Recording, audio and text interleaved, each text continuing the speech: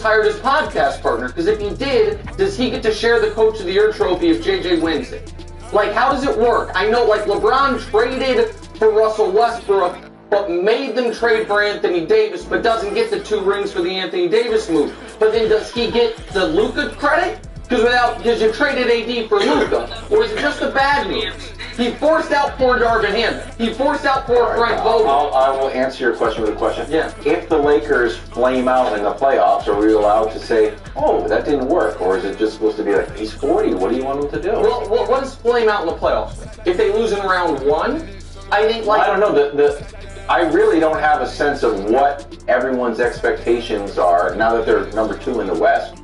What are they supposed to do? So theoretically lose in the Western Conference Finals, right? I think that, so if they stay it, I think everyone's expectations normally are play to your seed. Yeah. Right? Like that, and so 2 would be that.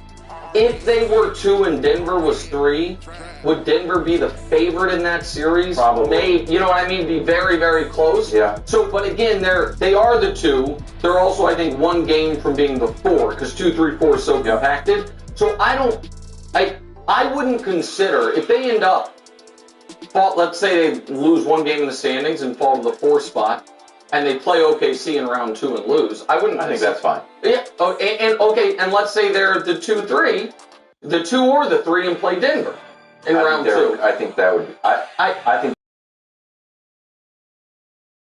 they need to, I think that right now, for me, losing to any team in the West that isn't OKC or Denver, if this team stays at this level of health, is underachieving. And so when it was like you were saying, well, he's 40. When I was talking about the coaching, if we're talking about who is going to get the lion's share of the blame there, we have to see how series plays out if it happens. I know that the best player is supposed to be Luka. It hasn't been to this point. And so, usually the best player gets the focus of it. But up to this point, it hasn't been Luka, it's been LeBron. And so we'll see if he can keep that up. All right, so all of a sudden, Lakers are in 2nd place, which means, part of the rules, they should have an MVP candidate on the team. Here are the MVP odds right now. SGA basically going to run away with it. Then Joker at 2. Giannis far behind, tied with Tatum. What's that, plus 20,000? Yeah. Seems like a lot. And then Donovan. Cavs are more of a well-rounded team, so I think it's hard to pick somebody from the Cavs. But is LeBron in the conversation? He's got no odds. Well, so, I mean, again, it's really a 2-man race. The reason those other guys are on there is because no one has reached the 65-game threshold. So you can't, you know what I mean? So in theory, if God forbid, if Shea or Joker both went down with 2-month-long injuries, they wouldn't be eligible for MVP. So here's what I would like to stipulate. Okay. If we stipulate that in this year's NBA MVP debate, Joker and SGA are Josh Allen and Lamar from the NFL MVP debate. Okay. Where it is, those are the top 2 candidates. You know, you can have varying opinions about either one. Joker is Lamar in this? No, I'm not even doing that piece of it. I'm saying that 2 guys separated themselves from the pack, but you have a 5-man ballot. Gotcha. So no one is arguing that LeBron should get a 1st or 2nd place vote. I'm not arguing that yet. What I am saying is there is no argument for him not to be showing up 3rd, 4th, 5th on a bunch of ballots. They got a better starting lineup than we decided he's too old, and we thought he wouldn't still be this good. I think they got a better starting the reason the Lakers are the 2 seed Wilds, there's a lot of reasons. This graphic right here might be the biggest. When LeBron has not had AD or Luka. Pretty good. 34, 8, and 8 on 58-55 splits, and they're 7-1. Okay, what are the individual numbers? Well, here are the guys who are top 25 in everything. Points, rebounds, and assists. LeBron, Giannis, and Jokic. So let's just compare LeBron's year to, again, I'm putting SGA and Joker aside. They are clearly 1 and 2 or 2 and 1 in the mix. You showed me the 3 guys, so let's compare him to the other 3 guys who are on the odds list. Here's him against Giannis. So Giannis is first of all, Giannis' field goal percentage is unreal. Giannis' numbers are better. The 55 to 47 games thing is noteworthy. The team record is noteworthy. But I would give the nod to Giannis there because the defensive numbers aren't on there and LeBron's only been excellent defensively. Giannis, like, yo, like. What about against Tatum? Giannis is nasty right now. He's always nasty. And it's like they don't even give a fuck. On them. Like last year, T-Mobile and get iPhone 16 shit. with He was gadgets on us. They wanted to throw shade in there. They Plus, get up to $800 when you switch. But it's like, nigga, Luka averaged 35 The games last year, played edged to Tatum slightly. The win-loss edged Tatum 35, slightly. he was a 15, the rest of the numbers are Joker not won really as an a edge to 15. Tatum.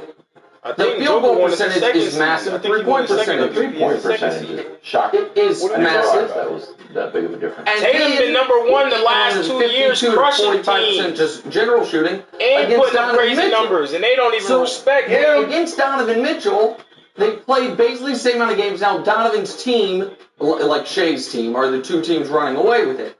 If the argument is Donovan's team is so good, someone on their team's got to be represented, I get that. Yeah, that's how I view it. But That's a little. They're almost so well balanced at first, Donovan. Well, it's what Tatum finished sixth last year.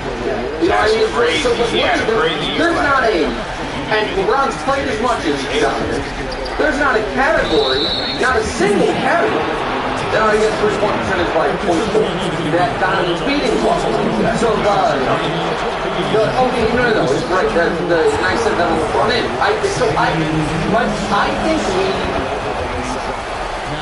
some in the media wild prematurely moved on. Or put LeBron in a part in their brain where it's like, okay, well, he's just not, going to be that guy in those first team All-NBA MVP discussions anymore. And this year, particularly oddly enough, since he turned 40, he has to. And so I think he's got a legitimate case to it. I think he can't win it, but he should be in the mix. Well, no one can win it but those top two guys. But I'd like to have him in the mix. And can I just add one? Brinkle, not obviously. Personal trip. I like this kind of parliamentary. Because there's a lot of discussions right now about how we Yeah, I don't necessarily. I know you don't love that conversation. That's how I'm doing. I promise. But if there was there's been an idea that LeBron gets protected by friends and the media votes for his award. It should just be noted that Michael Jordan, in 1995, the year that we pretend he didn't play because he only played 17 games, came in 11th in MVP votes.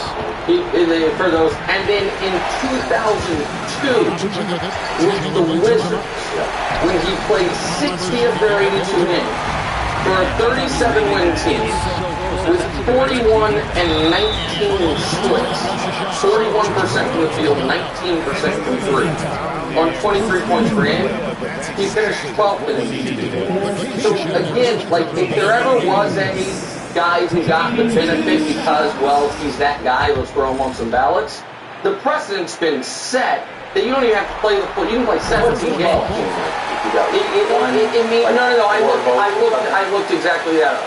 It means about a half dozen people had him either fourth or fifth, is what it was. It wasn't where one person put him fifth. Yeah. I actually looked at the actual voting for both of those years. He finished 12 points and 16 points, which is why he finished there. So, but that was either not playing or playing very poorly for a bad team. This is playing great for a team that right now is the fourth best option in the championship, and he happens to be a point where he Just before we go to break, are you sure, were there minutes attached to those votes? Are you sure Brew did not place those votes? I don't think Brew was a voter in 95. 02? Oh, 02. Check that one out. 02. Josh, get on that. Thanks for watching. Subscribe here for more from the show and to check out clips from other shows on FS Nation. Hey, I'm Michael. I work in the NBA2k25 Sg. I'm a scientist, and I use TurboTax. It's a very simple process. Like I really don't have to do that much, even with 2 jobs. It's just like provide my forms, one of them. Was it more impressive if Steph or LeBron make a big playoff run? The name would be Steph. It would be Steph because look at their team right now. No matter how much they do, they're not considered to be better than the Lakers. Steph is not the combination of LeBron and Luka. You like the Lakers playing as a top defensive team over the last 6.5 weeks. You see the size. Yes, they didn't have a big man per se. You know, Jackson Hayes is the center, and we get that part. But Dorian Finney-Smith is a legit 6'7". Jared Vanderbilt is a legit 6'8". LeBron is a legit 6'8", 6'9". Luke is a legit 6'7", stuff like that. So you see size around them, athletes, etc. The Los Angeles Lakers were looking at them, and there is an expectation that they have a chance to come out of the West. Even with Jimmy Butler, you're still looking at Golden State, and you're saying that's an uphill climb. The babyface assassin is the greatest shooter God ever created. Jimmy Butler, we know what he can do come playoff time. We get that part. But the collection of talk surrounding Steph Curry is not the same as what's surrounding LeBron James right now. And so I think that if Steph ended up making a deep playoff run, it would be even more impressive than if LeBron made a deep playoff run. Wendy, to that you said what? Yeah, I actually agree with them. And so I'm just going to say it's remarkable we can even have this conversation right now because at the trade deadline, when the Warriors made that Jimmy Butler trade, they were in 11th place, okay? And they are now tied for 6th. Now, the standings are preposterously bunched. You got 3 teams tied in the loss column at 6, 7, and 8, and then the teams at 9 and 10 are 1 loss behind them. So, you know, they're coming out to the East right now. They lost until the other night. They're in the Garden tomorrow night. They could have a bad couple of days of being 10th. But the fact that we can even discuss them trying to get into 6th place, which is what their stated goal is. What Steve Kerr's come out and said is, if we can get into 6th place, if we can win this 5-team race here and get to 6th place, that is going to be great for us. I mean, that's an admission. They're just trying to figure out a way to get a competitive first-round series without having to go into play. The Lakers, by the way, have also had a remarkable come-up. When they made the trade, when they got to the 7th, they were from disappointing in the 2nd. But I agree with Stephen A. I think the climb for the Warriors is going to be higher. And so forth. You're going to say it's quick run and winning multiple rounds. The Warriors are going to have to do it without probably any home field advantage. The Lakers are 23-7 at home. They're the third best home team in the whole league. So I think the answer is Steph. Kenneth? No. You're wrong again. Both of you are wrong. Because, hold on. If I'm not mistaken, I heard a lot of you guys that say LeBron James came to LA to retire. He came to be a movie star. So how would he even be in this position at 40 years of age when he was coming to rest on his laurels? No, don't do that now. Don't do that now because we got Luka. No, I'm not going to let Wendy, and I'm not going to let Stephen A. do this because they've been crapping on the Lakers all year. And now, whoa, Wendy, I'll let you talk freely. I didn't know. I thought back here like, oh, Wendy, let's make some good points. All right, sorry. I'm finishing all of it. You and Stephen A. been crapping on my Lakers. I remember we had you on this fall, Wendy. You didn't mention nothing about no Lakers. They're not going nowhere. Yeah, they didn't go anywhere with Luka Johnson. Whoa, they traded for Jimmy Butler. Because now everybody's talking about they can make a deep run. No, LeBron James at 40. You say they went from 7th to 2nd, and one team went from 11 to what place did they get? And you know he owns them. With that being said, I told you a couple of weeks, last week or maybe a week or 2 ago, what the Lakers was going to do, and you ain't want to get nothing I had to say.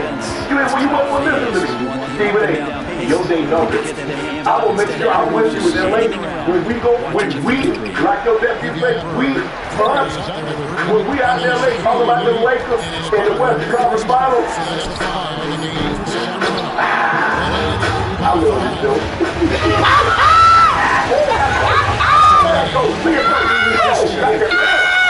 Seventh when they have second, now they have Luka. Oh no, it's not the same. Whoa. Bro, we were 5th seed before we got Luka. Like, we was doing this shit before Luka got there, my nigga. And then Dallas was not in the playoffs. Shea act like he the only one to keep receipts. When Ricky and I were talking about the Lakers earlier this season, Shea really conveniently forgets. He didn't think they were going anywhere either. But we got that on tape too, so let him keep talking. Go ahead, listen, if you want, obviously, it'd be more impressive if it was LeBron. I agree with you taking it on step, but what LeBron's been able to do for 22 years, and be consistent. Here's a great way to level up your investment. With high-yield cash from Robin Gold, you can earn 9 times the national average. You can also get a 3% match on eligible contributions into your IRA. These gold perks are too good to pass up. It's fast and easy to get started, so you can instantly start earning more. Sign up for Robin Gold now for just $5 a month. Slow, nigga. You gotta be wide open for that shit, man. I can't make that shit with somebody burning at me like that. Over the years, it's almost Yo, I picked you for my number 2 pick, bro. You better not fail me, bro. That ass, bro. Right now, you fucking looking like somebody I don't know. Let alone 25 points like LeBron is doing right now.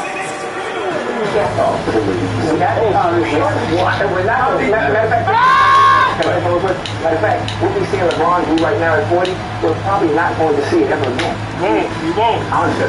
I never agree with him.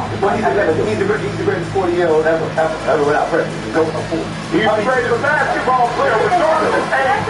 I'm 3 and 40. Yeah. You brought up 40. You brought up 40. He's the greatest 40-year-old. He's the greatest 40-year-old. You said he's the greatest basketball player of all time. He said, I said he's the greatest 40. No, you said it backwards. I said greatest. Oh, okay. Skip it ahead. Stop saying that. It's the truth. It's the truth, okay? That's just the way it goes. It's right, by the way. People did say when LeBron went to the Lakers, oh, he's going there for his business interests and for the movie. We didn't say he wasn't going to play basketball. I know, but he got other interest. You didn't say he was going to play basketball. You tried to act like Shannon was wrong. The words were definitely spoken at people here. I don't even know what it's called. Barbara Walters, Diane Sawyer. Who the hell else is going to come up with coming up with stuff, man? Shannon creating some narrative. And I'm saying to you, yeah, we talked about his other interests, but we didn't act like he wasn't coming here to win a chip. You can't become a Laker now and be a great player and not prioritize winning a chip in purple and gold. I say, they lost 11 of their last 14. Should Devin Booker want out of Phoenix? I think so. You know, he's there. We got to look at the Phoenix Suns situation. I mean, they went all in to get Kevin Durant, what have you. It's kind of inexplicable. When you think about Kevin Durant and Devin Booker, they're the only tandem in the league averaging 26 a game.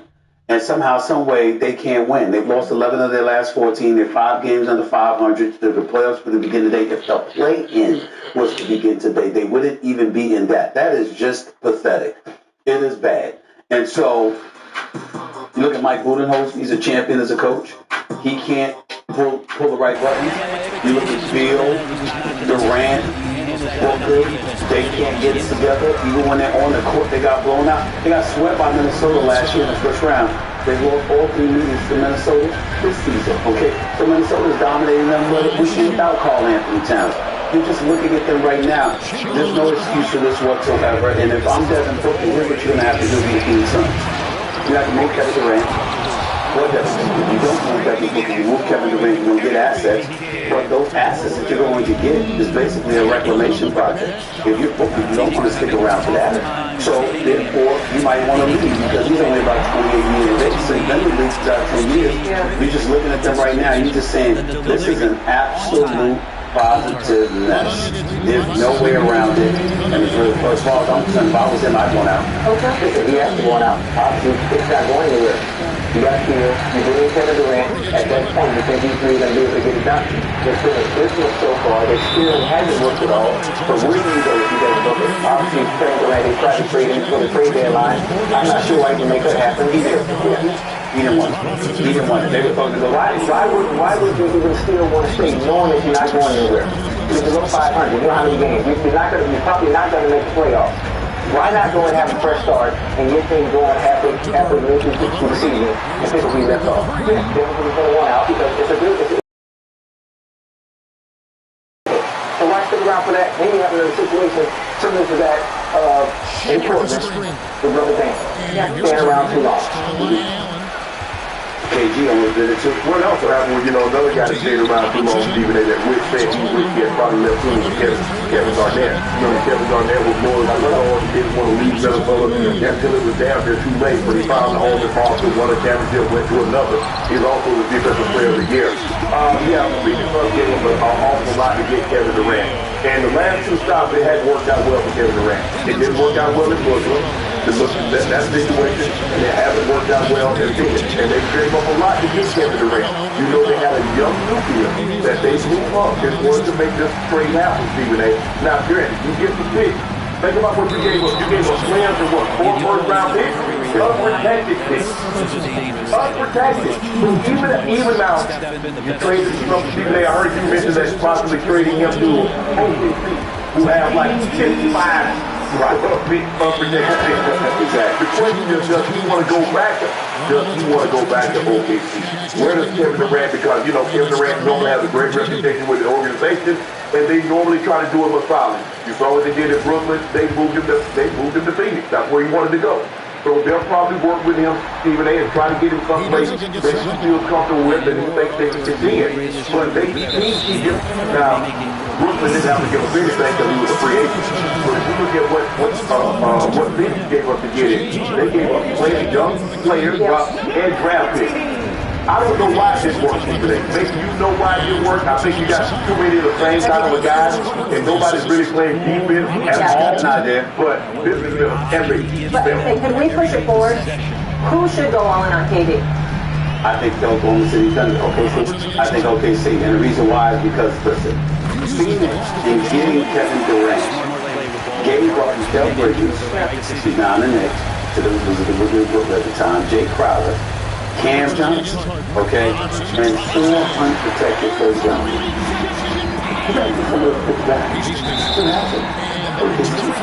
They got a whole bunch of assets. Do you understand that OKC has assets that they got so many niggas that they use? I mean, think about that. This is what OKC has. Have all of their own.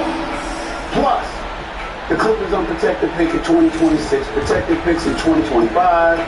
2026, 2027, 2029. They can swap picks in 25 and 27. I mean, they have everything. If you are the Oklahoma City. Miss Frankie, the devil knocked, and we opened the door. I need you to count 1 child abuse. So light right now. Welcome back to Gil's Arena, presented by 100. Surprise. I feel a little light right now on this glorious Monday. Black History Month. Now in our rear view. Luka History Month. Just beginning. How everybody feeling? Good? Anybody see Jill? Anybody see Jill today? Okay. He must be Hollywood now. That's what we on now. He just, he was on. He just got other stuff going on. Yeah, wait till you get there. Wait till you get there. We don't get it. We don't get it. You weren't even put on a fucking jacket. I was going to say, I thought you could eat a jacket and no sports. He wearing his good outfits now. He got his ass souped up. Yeah, real inside. You was real Uncle Tom and shit. Hell yeah. Real.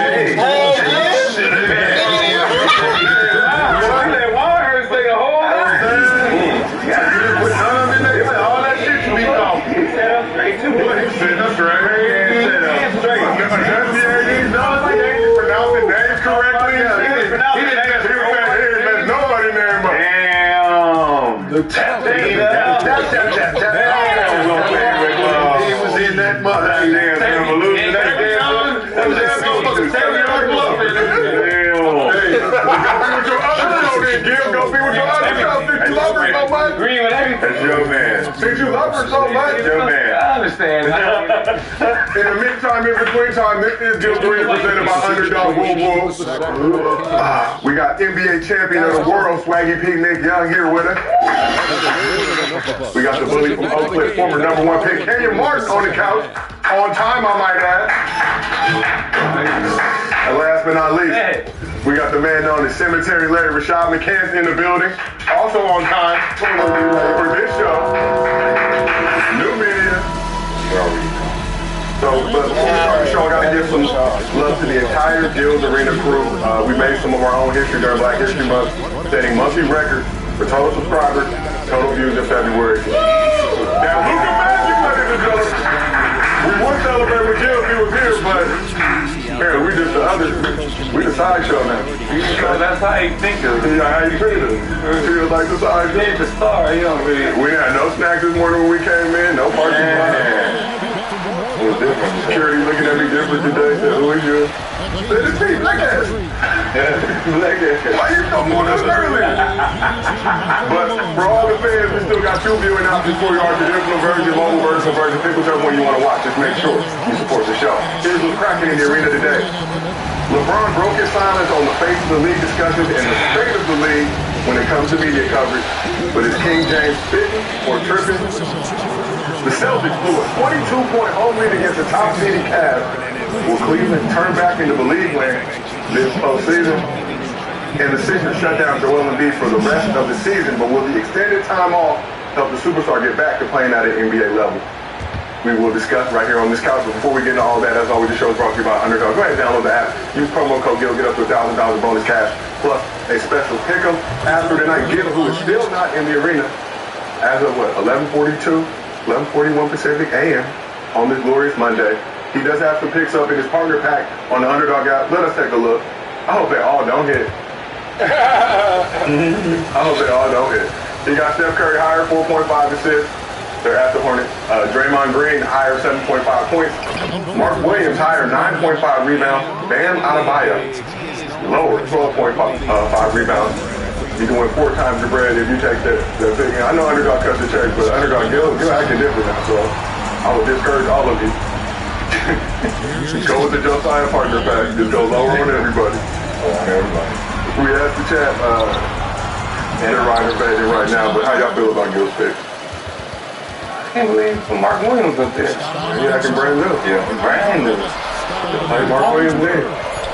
I don't like the Draymond at all. Well, no 7.5 points? Oh, he don't do that. He ain't gonna get 8 points. They gonna blow him out too, bro. He gonna get, how much he have? 8. That means lower. He might not even play, he'll just get his average receipt. My partner out like what quarter, that's one thing. Brand new Gilbert Arena. Don't even go get his real stuff. Don't spend time with his real family no more. He's still a good nigga. He take care of his real family. If you like these things, before we do that. Kind of quiet. It is Bristol something. We have to chat. Good job, chat. We have to chat their rider fading. We have to chat their rider fading. We'll give 63% said they're fading. Good job, chat. Good day, Gil said today. Bring them back. With the glove. I definitely love. I stuck in the soul phone. Okay. Is he in the body bag? No. Okay. Just making sure. Nobody say that. As always, we do mostly fans at the end of every show.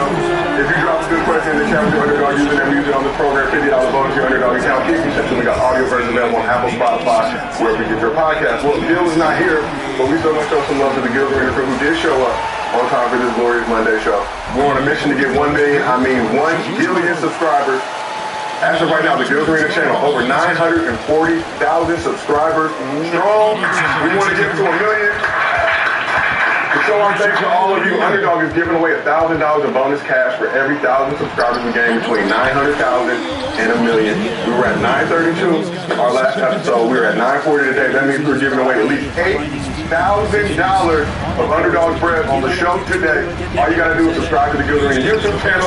Also, make sure you have an Underdog account so we can get you your bread. Like I said, we passed 940,000 subs, announcing at least 8 winners today on the show. but we'll let you know. Previous winner right now. First winner, Michael Mars. You got $1,000 on your bonus pass.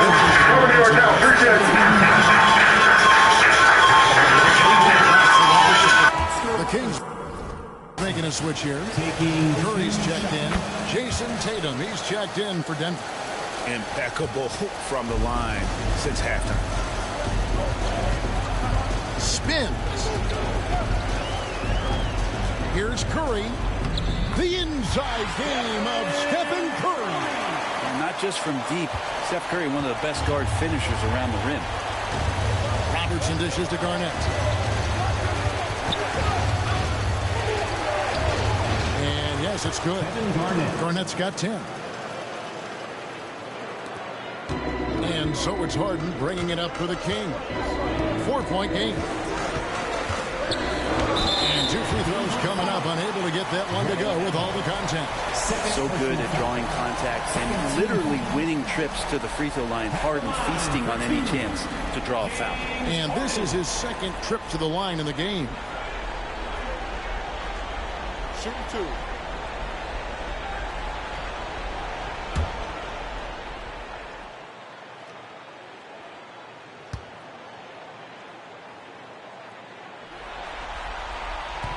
First one falls for him. Well, this man at the line is a puzzle that defenses for years in this league have just not been able to solve. And that is really the story of James Harden's career. Chamberlain with the block. And so it looks like Denver will retain possession here.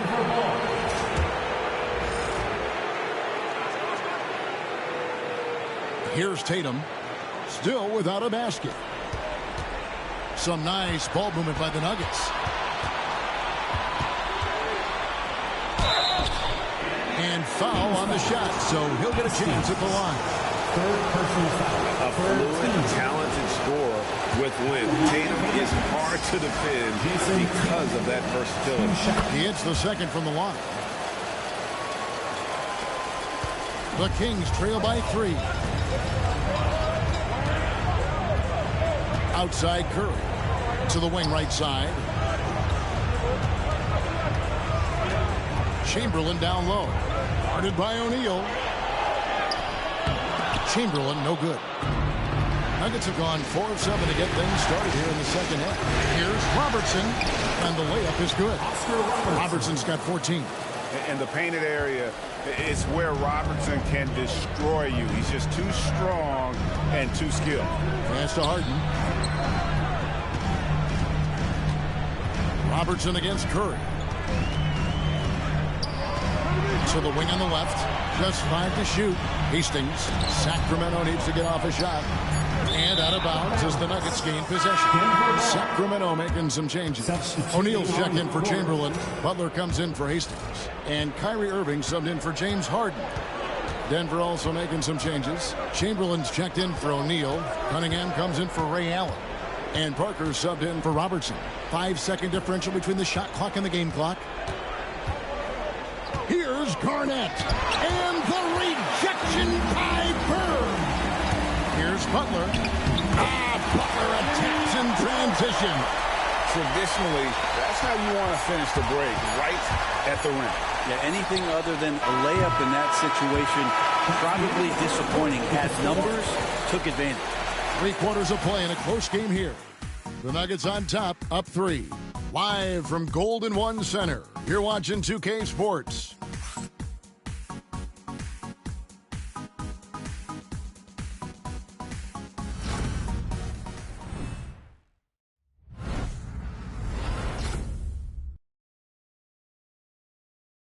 Here now a chance to show you our assist of the game.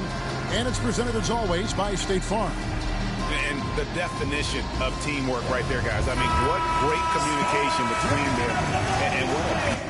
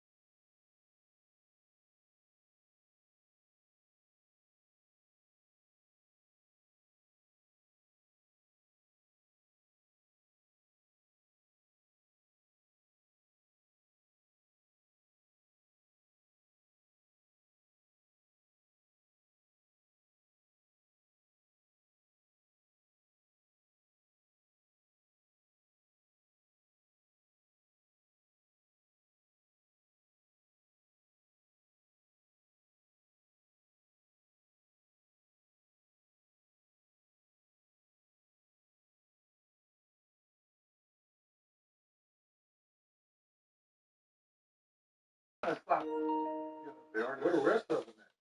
Yeah. Where the rest of the stock at? They always wear those. Sometimes since it, they can block you, though. Good. You want me to bring them? Apple, Spotify. Also, make sure you.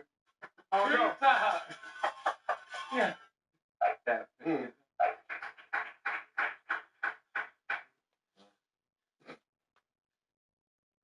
Oh, yeah. Oh, he brand new now.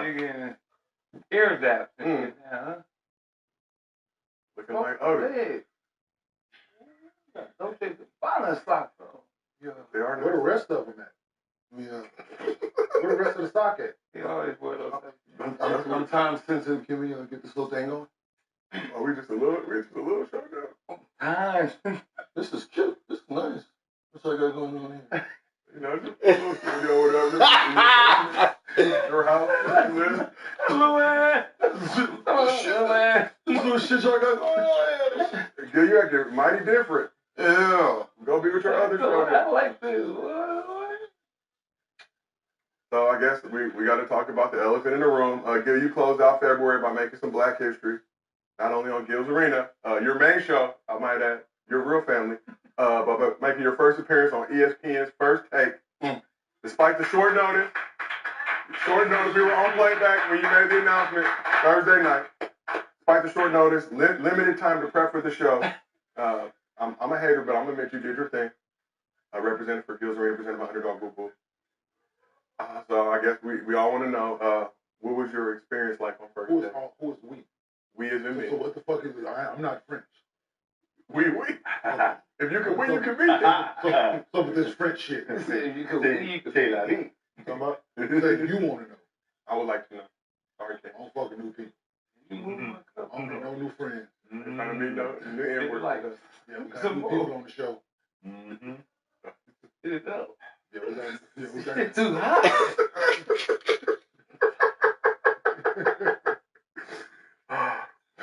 Drinking tap water. I drink sparkling like. You came from Fiji, man.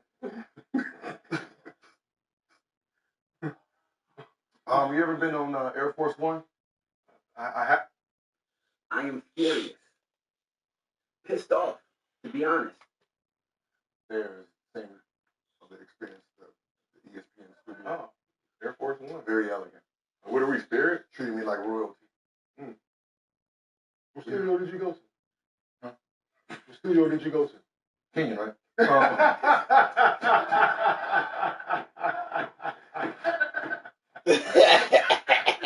That is the bully from Oak Cliff, former Nova.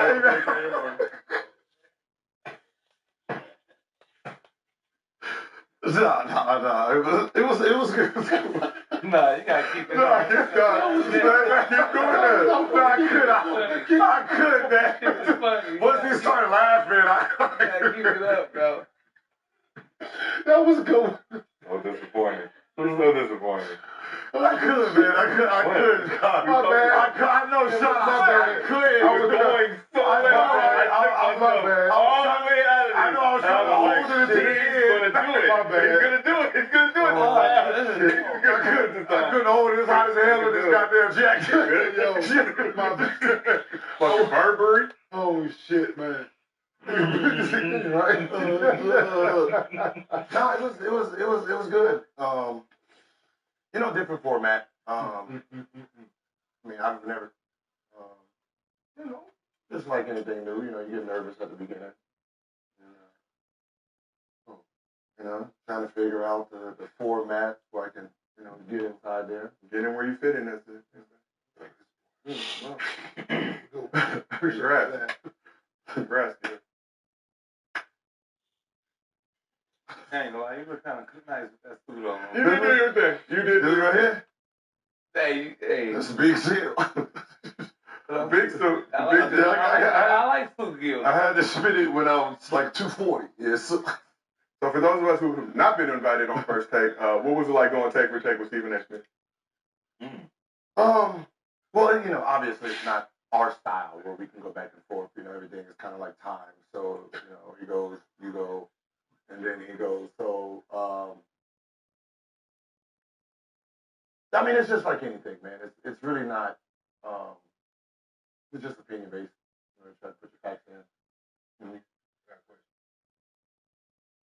what happened to him supposed to come here? Hey, that's a very good question. So, I know, good you got, I'm happy you got, but that was never part of the fucking. He came on this motherfucker. We saw it with all our eyes. We sit here and watched him. That is Larry.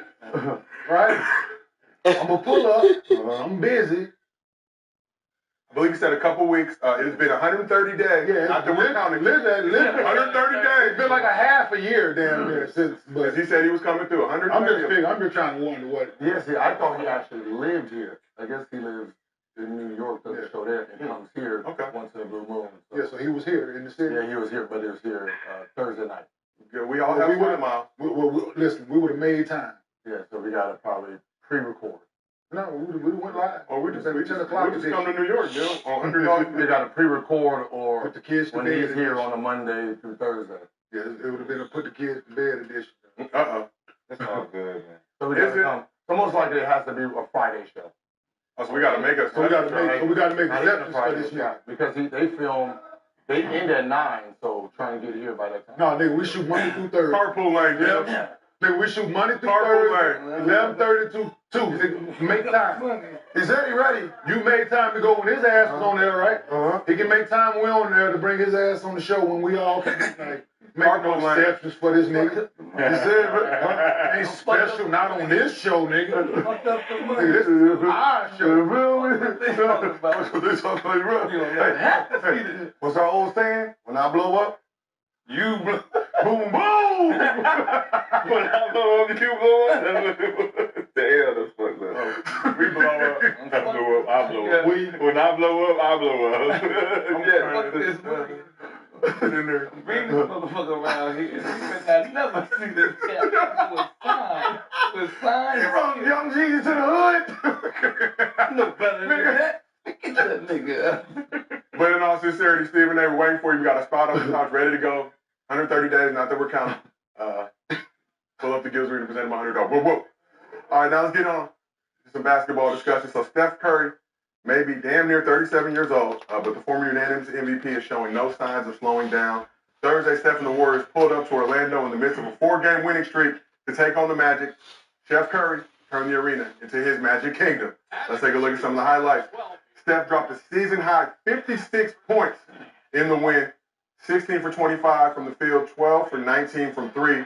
The Magic shot 11 for 28 from 3 for the game. Steph outshot the Magic from deep. During one stretch, Steph outscored the Magic 22-21 in the third quarter. It was Steph's NBA record 9th 50-point game after turning 30, which is 2 more games than Wilt Chamberlain, who was second on the list. It was also Steph's third 50-point game since turning 35 and 14th career game with 11-plus threes, both NBA records as well. Warriors also got the win to make it 5 straight. Let's enjoy some Steph Curry. And this new and improved Warriors squad, Jimmy Butler has done wonders over there, helping uplift this franchise. Steph's still out there cooking, doing his thing.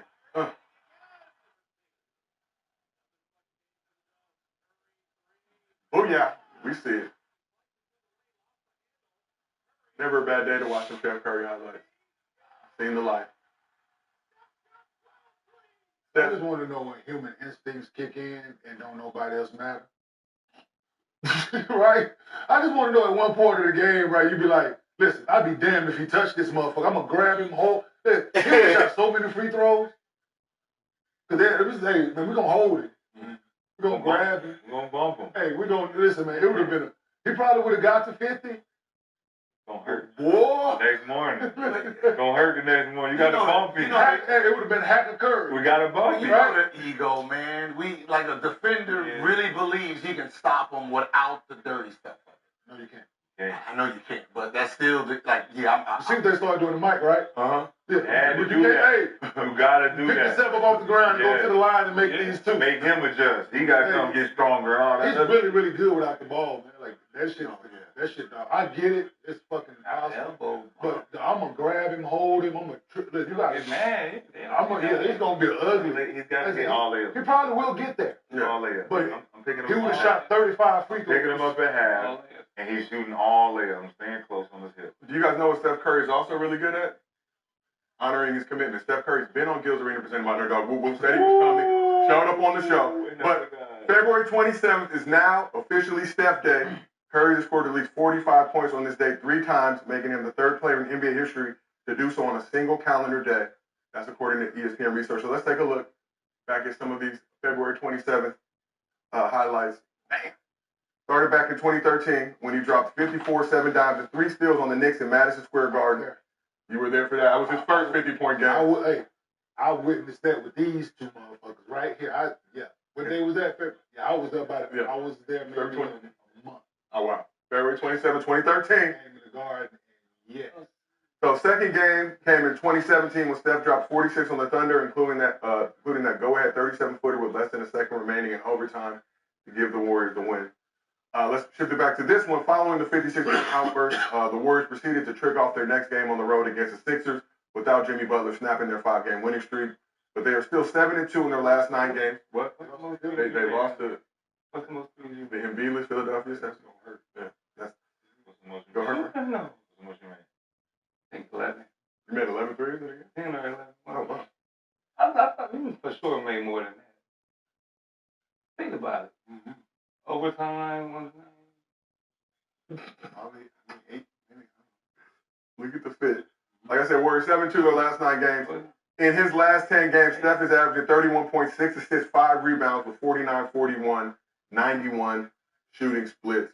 Like I said, Steph turns 37 this month. How impressive has Steph Curry been at this stage of his career?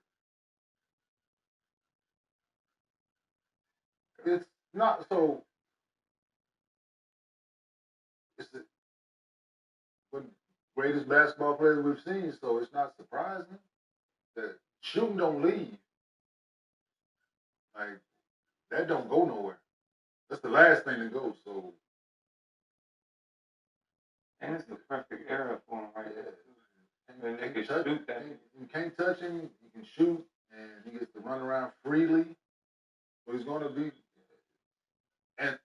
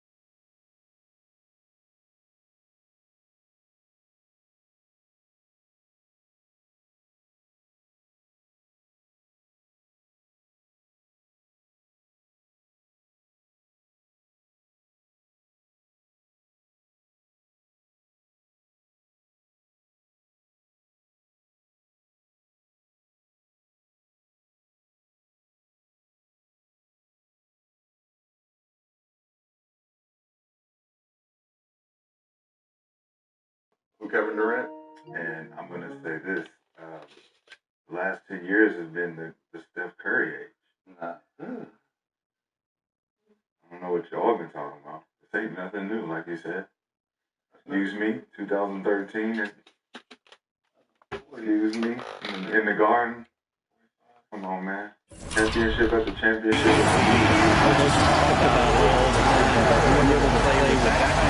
Excuse me, who am I beating? Who's the guy that can't beat me? What, nigga? Can't beat me. I've been beating this nigga. What the fuck are you talking about? Nigga, I've been cooking the shit out of this nigga all his career. What are you talking about? Only time he started beating me is when he got Kevin Durant, nigga. Those 2 years, 2.5 years, that's it, nigga. Other than that, his ass is done. Like pot roast, nigga. We cooking this nigga like straight beans and rice, nigga. What the fuck is you talking about, nigga? We will El Pollo this little light-skinned ass nigga. Stop playing with me. You don't want to show no disrespect to breaks like that, man. You try to do little shit like that, nigga. Tell me nigga like that. You could be with Durant, he done did that. Everybody hit top. Pepperoni, nigga. Oh, stop playing with the homies. Right? So if you don't minimize the two, you have to say, you have to say, oh, damn, that was going to be ugly. If you're not going to minimize, it's just a shooting. It's a confidence and style of play, change the game, that's like everything that's going. Here's Hastings. And they took the lead.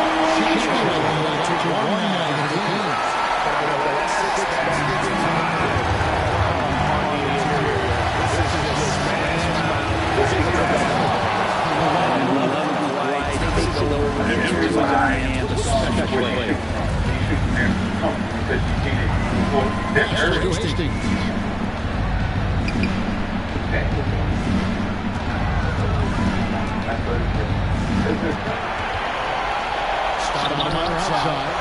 There's Curry. Covered by Cunningham. Shoots the three. A shot by Curry. No good. And you can tell he thought that.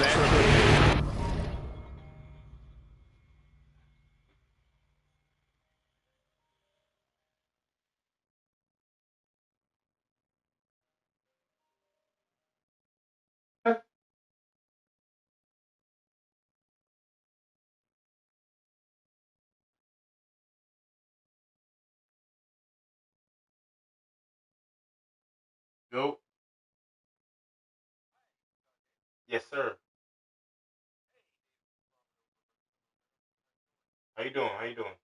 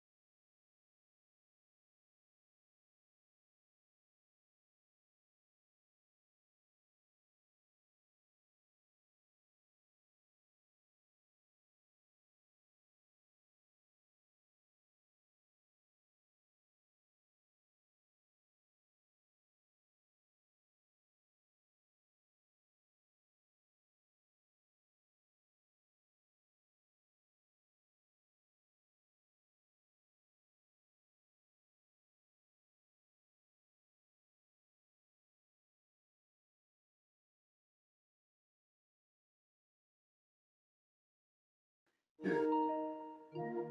I'm about to look at Will. Yeah, but so far, okay, I wouldn't be in. What's 60?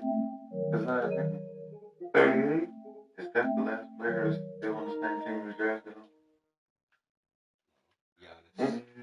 Giannis. Last guard, as an old guard. The what? It's still the same thing. He's still got Nikola Jokic, I think. Outside of Giannis. Just Tatum, Brown. Tatum Brown. Yeah. Tatum, Brown, Giannis, Devin Steph, Booker. Joker. Nicole. Who?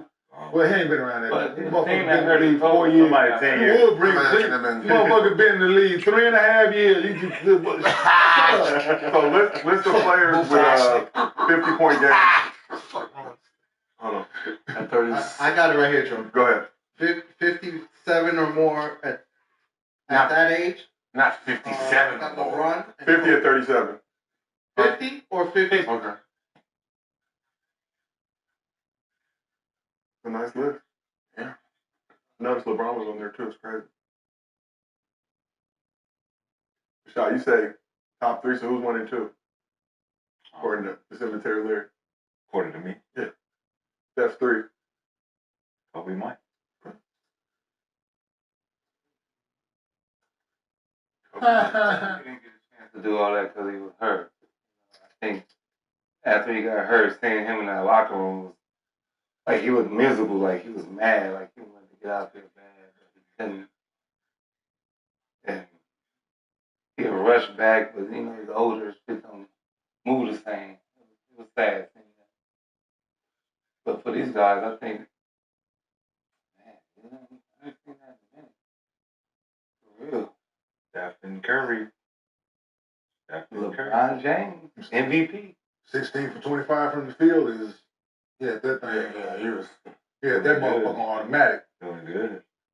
Really. And the thing with the Warriors, they keep giving it to him though. Because they got Jimmy and Draymond out there at the same time. He has 2 dudes willing to give him the ball while he just run around. But it's like even when I was playing, even when Clay had it going, Steph would constantly feeding him. If he close to the record, they'll constantly feed him for they to break it. Like the chemistry over there is amazing. So we look at the Warriors now. Like I said, 7-2 in their last 9 games. Currently 32-28 this season. Good for the 7th spot in Adam Silver's Western Conference. Season ended today. They would be facing the number 2 seed, Los Angeles Lakers, in the postseason. Thankfully, the season does not end today. But what's the Warriors' ceiling with Steph playing like this? Do they have the potential to make a deep playoff run? Who's what? Who's guarding them? Nobody. Center mostly. The center mostly. Ben Carroll, Kyle is back. But I mean, like, when you don't fight, you don't fight. Yeah, for real. You know, I don't think it can sustain. Like, if he has to do this output, I mean, you're talking about playoff series. Jimmy Butler only had 5 points in the game, so I'll just throw that 12. I mean, you're talking about 4-4-4 just to get the championship. You got to win 12 games. Was the expectation for Jimmy to balance the scoring for Steph not to have as much output? Was that the expectation? Yeah. But I mean, how many shots did Jimmy take? I mean, the motherfucker going got it. He didn't have to. You ain't even shooting. 7 shots. He was 1 for 7 in the game. But how many is he shooting per game anyway? Like, it's not like he's coming in like I'm going to be a high input guy. So it's like And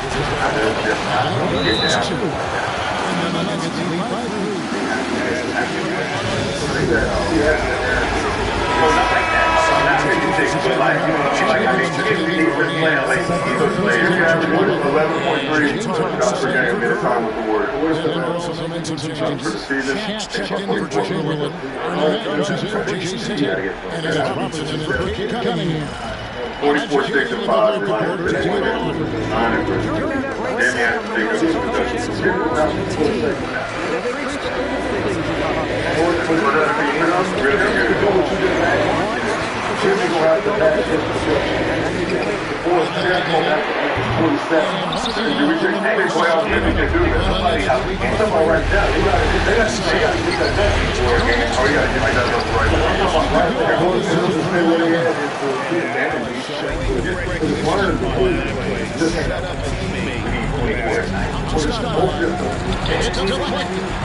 Jimmy averages 16, 6, he was the only guy who was 16, 6, and 6 in his 8 games in the war. They got called. You know this. You got Marlon Maine and all those guys, they down to the bottom. You got to get like those big feet, that's what it's back.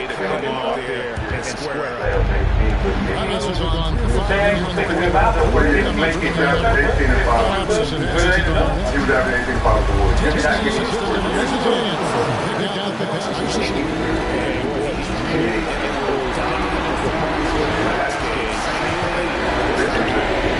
That's fine. They're still figuring out this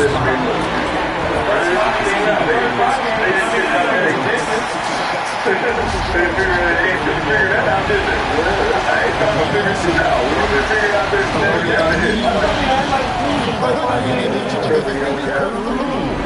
That 5 1 5-point game ain't gonna do that. You know that.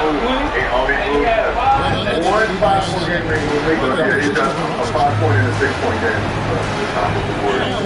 So, go talk about 25 against the Bulls, 21, 20, 19, 18, 17.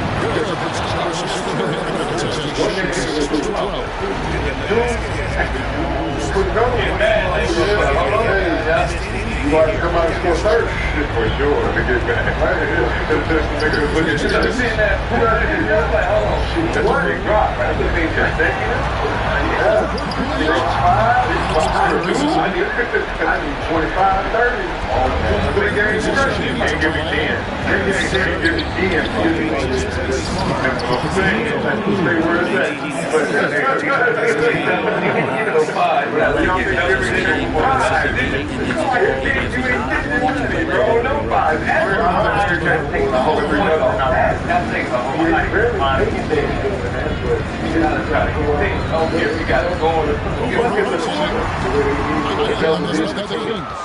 It will go all the way to the line.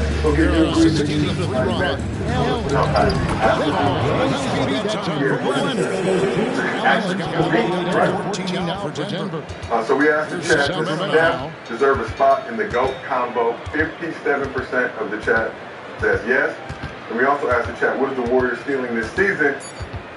35% think they can win a playoff series. 30% think they can make a deep playoff run. 22% said first round exit. 13% said win a championship.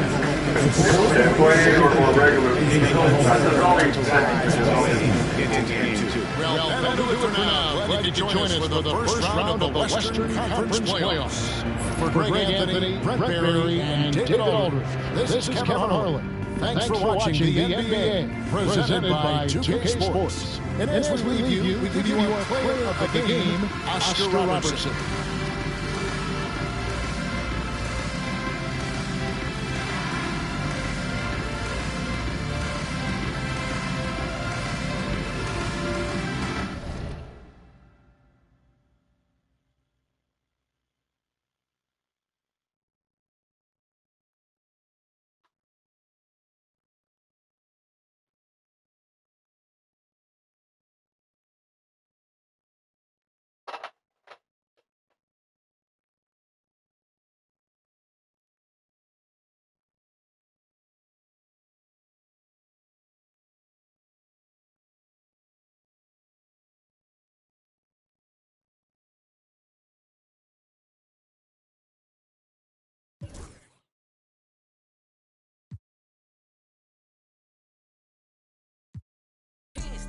I keep saying free little folk, do my dance on them folks. If it's up, it's going down soon as I land on them folks.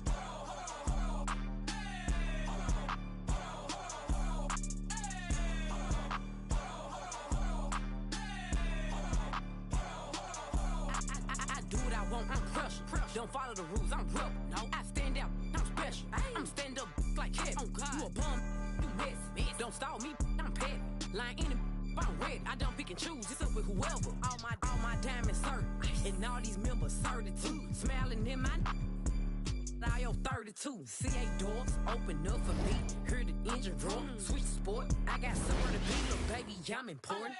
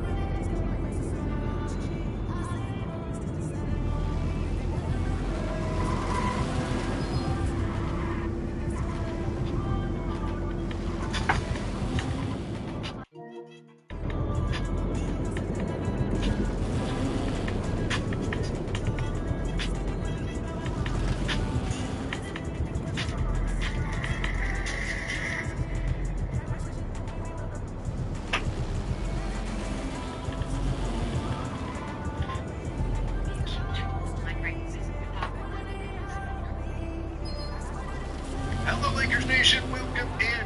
LakersNation.com live post-game show. My name is Chamberlain. The Lakers get the Clippers and into second place in the Western Conference. The Lakers are now the 2 seed with tonight's big win over the Clippers. Got a lot to talk about. Now the Lakers are the 2 seed. We're talk about tonight's game. Take your questions, your comments. Happy to see you all here on YouTube, on Facebook, on X.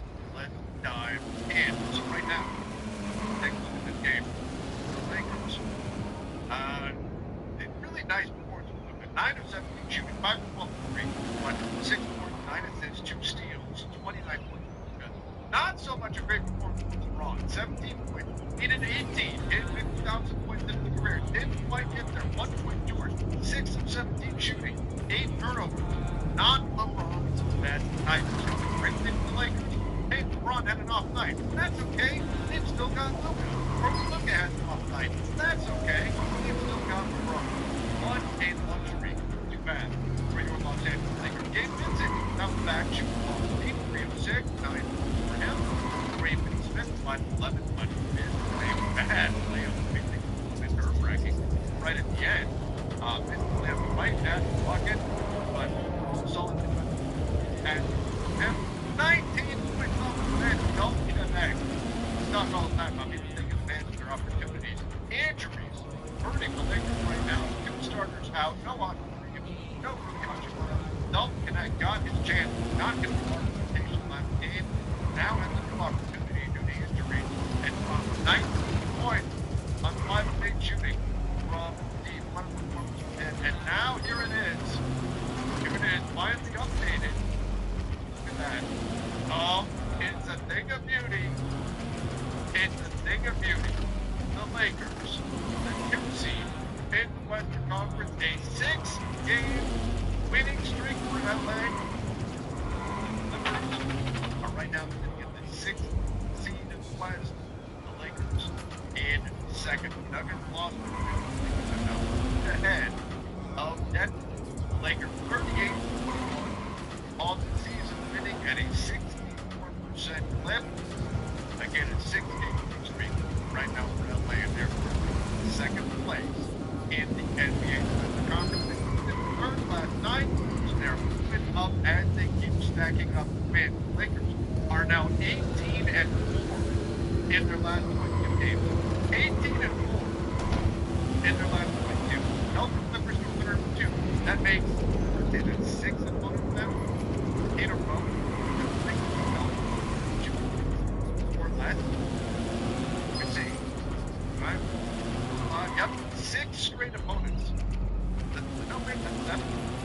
That's 7 actually lost. First game they did it against the Reds. That's 7 straight opponents. The Lakers have held 202 points or less. That's how you get the game. 7 games now. Wow. The Lakers now the 2 seed in the Western Conference, and you love to see it. I'll tell you what. Luka, the bounce back is real in this game. Luka Doncic started off great, hit the 3. Again, 5 and 12 shooting from behind the arc. I'll take it. 9 and 7 shoot. 6 turnovers. Right in foot there. The turnovers from LeBron. They're not even needing to do Russell Westbrook. That's the dream. Oh no. LeBron had 8 turnovers. The turnovers was 5. But look at that game. 29.5 and 6.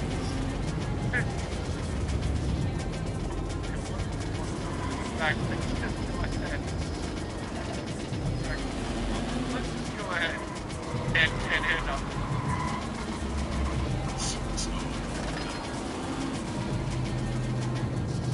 Luka! It's gotta be Luka. Luka again, superstar of the night. 29.9 steals. He blows the flag for himself. He talked about it last game that he was getting he blew it in this game. Had a couple of turnovers. Like, white on one thing, gave himself a free throw line, gave James Harden some medicine. Was fantastic in this game. And really, it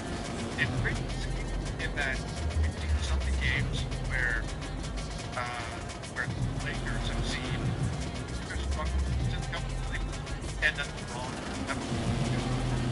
and just kind of things out for them. And in this one, we got the opposite. We got the movement stepping up.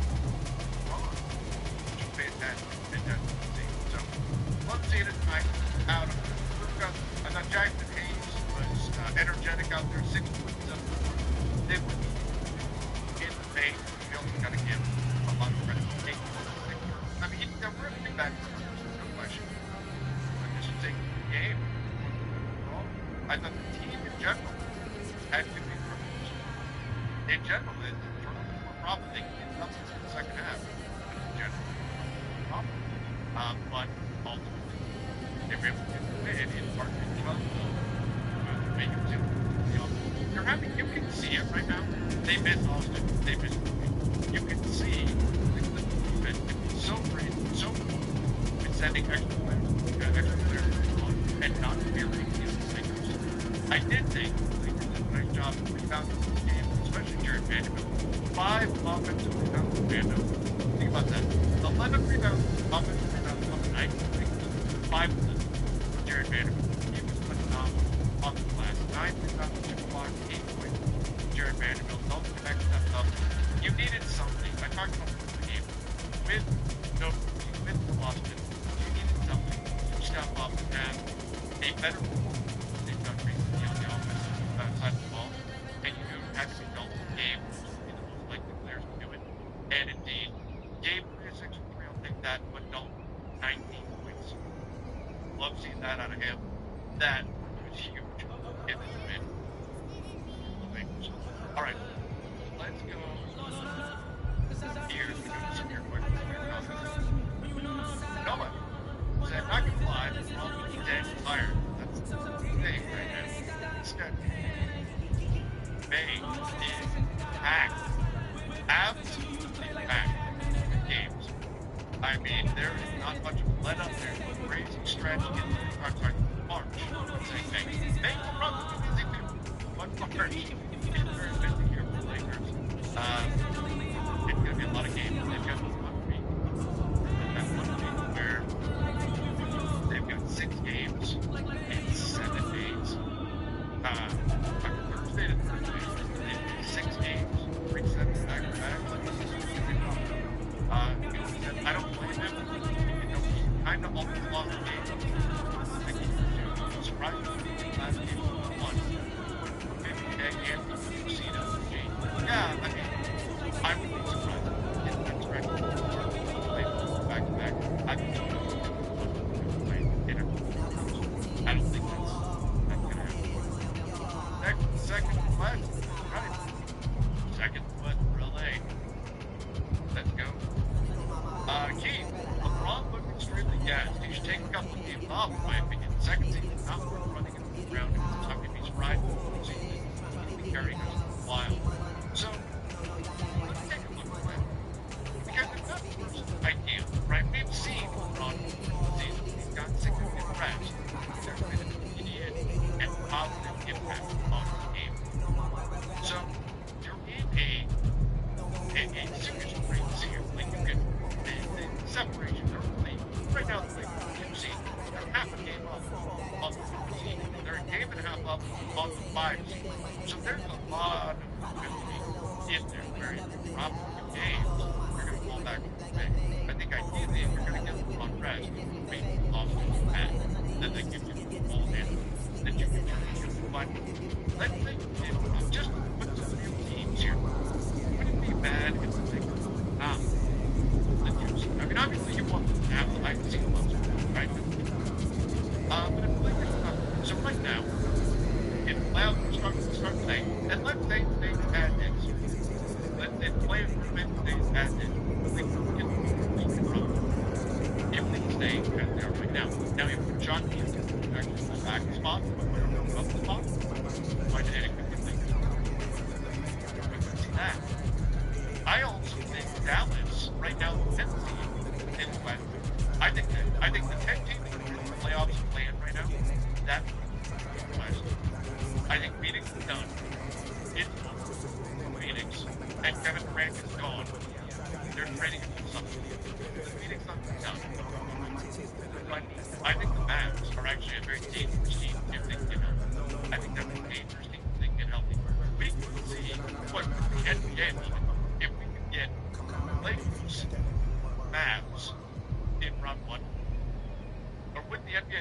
they got Lakers, Clippers in round 1. Absolutely ecstatic. But let's say the Lakers do drop. So you go from playing the Warriors in round 1 and as it is right now, maybe get the Warriors, maybe get the Mavs, get the team like that. Let's say they drop to seed. LeBron takes a few games off, then what? You get Rockets in round 1. Okay.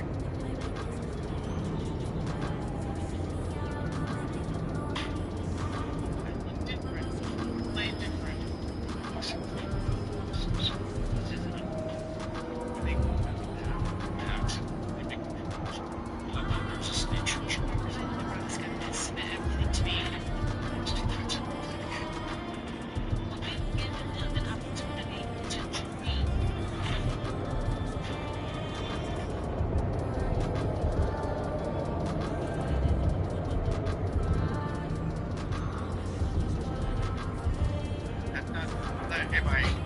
Am I so much in that such a terrible matchup?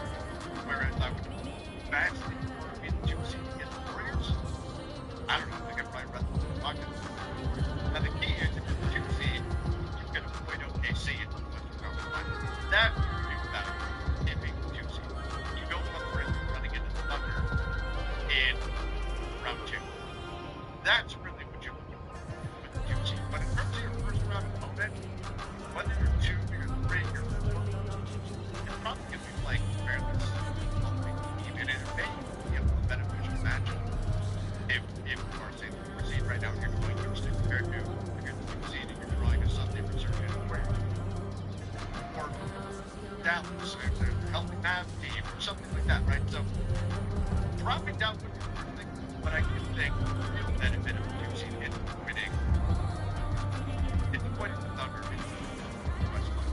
That's really. By the way, chat, let me know what you think ideal, realistic round 1 matchup for the Lakers. What's the preferred matchup right now? Like, which team would you want to see? Preferred matchup in round 1.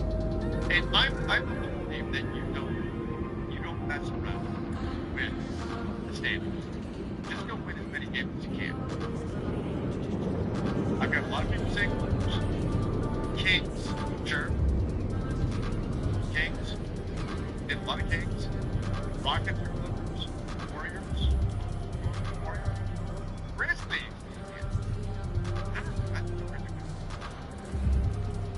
Interesting though. But maybe that speaks to the overall parity in the West. That you can make your case for a lot of teams in the West being the team. I don't think there's a clear answer. A lot of parity in the West. But right now, think of second in Western Conference. Take it. The demise, Inicio said, the demise of Dalton Connect has been greatly exaggerated. Let's go connect. That's right. Dalton Connect, again, we talk all the time about guys taking advantage of their opportunities. And why have we been so excited about him? Out with the sprained ankle right now. And Dalton Connect stepped up the big way. Again, literally, JJ told him last game that he was out of the rotation. Out of the rotation. And Dalton got the opportunity, due to injury, stayed ready. And the league no loss, no rookie. You need someone who steps in shoes. That way, you need someone who can use offensive punch. Dalton Connect comes with LeBron James. He gave them what they needed. He's been bad defensively, but it was great to see Dalton Connect step up when they needed to. And for rebounds, for Connect, 5 8, 7 bench. Love it. Said by said, I like the starting 5 a lot. You blend offense and defense. But Luka, Gabe, Hayes, on and extent, I do think it was the fact of being Boston. But I talked about this in the podcast when I was recording. I really wonder if this injury is the catalyst towards Dorian Finney-Smith committing to start the conference. I don't disagree that a game coming back to the defense with a mixture of offense and defense. I do think Boston is a much better player than defense. Boston's going to get them out there.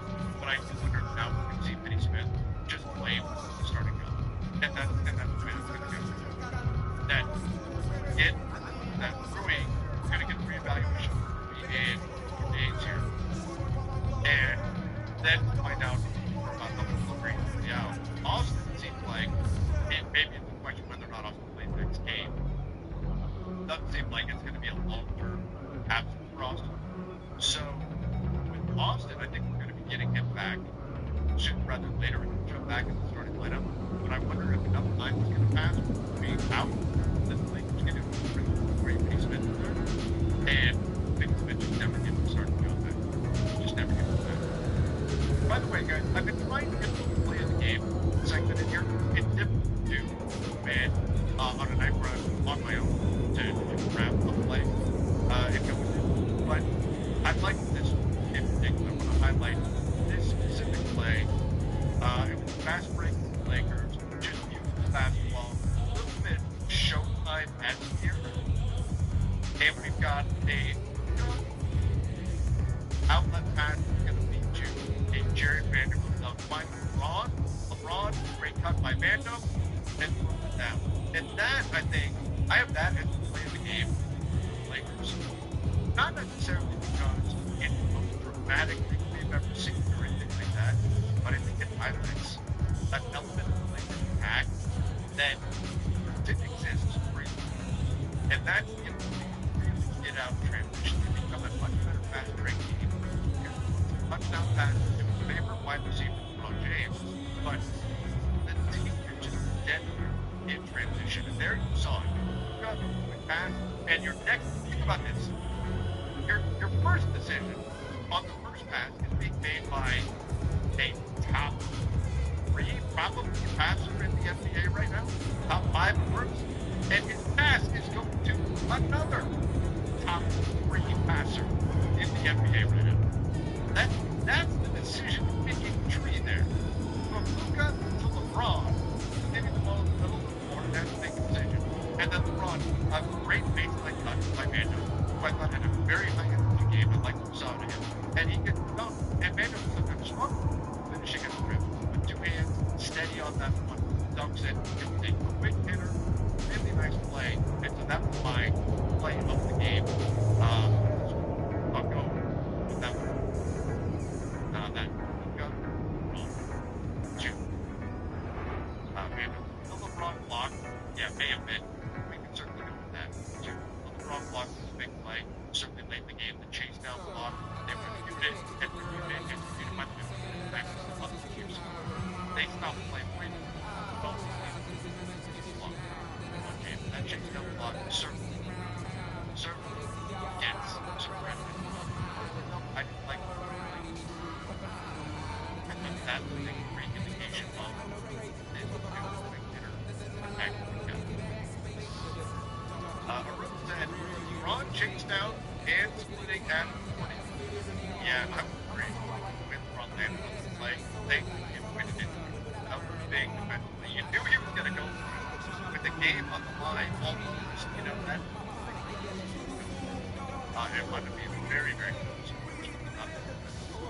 Let's keep up this energy. It's time to stay on. Yeah, I mean, there's 2 lines on the Lakers team. They're playing together. They're winning games, stacking up in 18 wins in the last 22 games. Incredible. I mean, imagine telling somebody that back in September, that right now the Lakers are going to be the 2 seed. After the summer they had, summer of inactivity that they had, that the Lakers were going to make a transformative defensive trade. They were going to make I remember where I called it an trade, one of the shocking trades in all of NBA history. And at the beginning of March, they would be the 2 seed. Incredible. Absolutely. All right. A few comments coming up from Junior Reddick. It says, I was perfect. Some of the execution stuff made up for effort. It was high effort game. You can tell. I don't know how much they knew that 2 seed win.